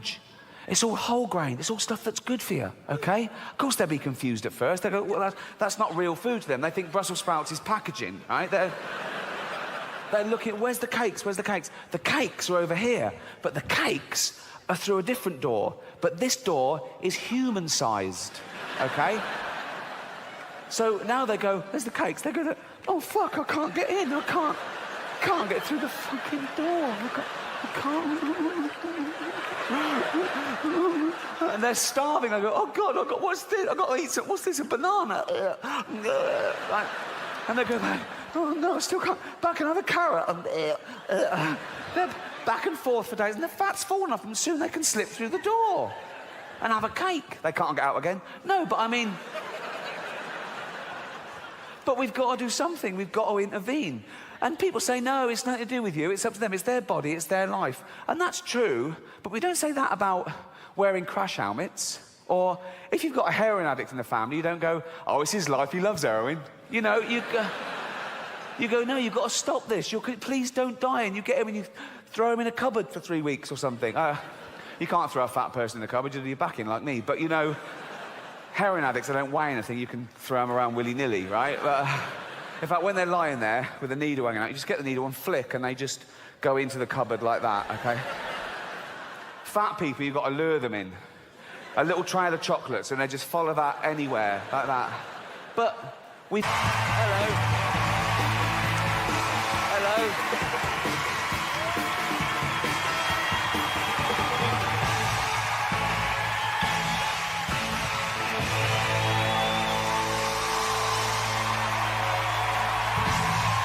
Thank you. Hello, Chicago. How are you? Wow. Wow. Thank you so much. Thank you so much. Thank you. Thank you. Thank you. That was an amazing welcome. I should explain something straight away. Usually when I come out on stage, it's amazing, okay? I'm doing cartwheels and backflips. It's fucking spectacular, right? But I've hurt my back. That's true, actually. I've pulled a muscle in my spine playing golf. I know what you're thinking. Serves me right for playing such a stupid game as golf. But, no, I've been in agony. I'm actually on painkillers right now. So, no, it's true. If I suddenly start talking like Paula Abdul, you'll know why. I'm not drunk. So, when the doctor... This is true. When the doctor gave me the painkillers, he said, no, you can't drink alcohol with these. And I went, I don't want them then. Anyway... He went, what? I said, give me some you can drink alcohol with. Right? And he went, well, you're not meant to drink with any painkillers. Who are you, my fucking mother? Just... So I've been walking around like the Elephant Man for days, but without the big cock, obviously. I assume he had a big elephant's cock to match the head, though that would make things all right then, wouldn't it? That would sort of balance it out. No, because then he'd look in the mirror and he'd sort of go, oh, no. Oh, look at that fucking head. Oh. Hold on, though. What's going on down here? Hey! Oh, swings and roundabouts. Let's celebrate. The buns are on me. So, yeah, that's my problems. I didn't cancel, though. Don't you hate that when an artist cancels? You turn out and goes, concert cancelled due to sore throat. Oh, or I couldn't go on, I was depressed. Oh, poor little artist. Oh, can you imagine the labourer trying that? Turn out going, I've got a little tickle and I'm fed up. Oh, move the fucking bricks, mate. Never cancel. I had a gig in Dublin a couple of months ago, okay, and as you know, Dublin is in Ireland, which is off, it's off the coast of Great Britain. It's not part of Britain, but it's very close. It's sort of like our Cuba, I suppose. It's like...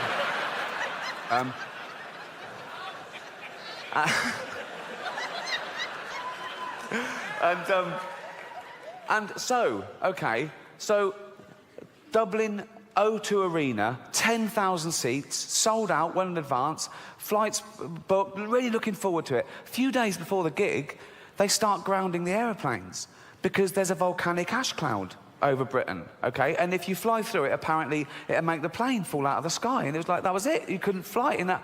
I mean, a volcano goes off in Iceland and we can't... Oh, what's the point of Iceland, really? You know what I mean? What are they... Just fill in all the volcanoes with concrete, okay? Just... In fact, tarmac the whole country and make it a car park for real Europe, because it's a waste of fucking space, okay? And so, I'm thinking, well, I've got to get there. I can't cancel. And there were sort of pop stars and people coming over and they were cancelling their flight because they couldn't get in and out. I can't. So, I hired a helicopter to and from Dublin. It cost me £12,000, right? Just because I couldn't bear to let anyone down or take the ferry. They were still running, sure. But that would have meant mixing with the general public.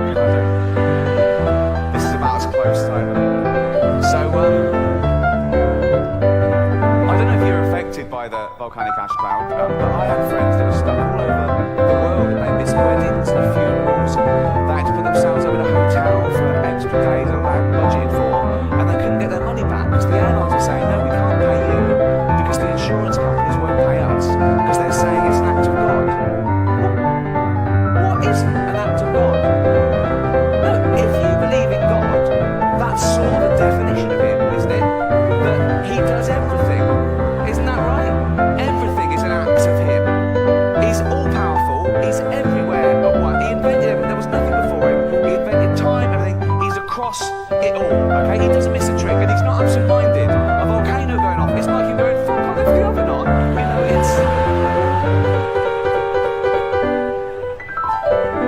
And who are these insurance companies that can decide what is and isn't an act of God? How do they know, okay? Have they got a hotline to God?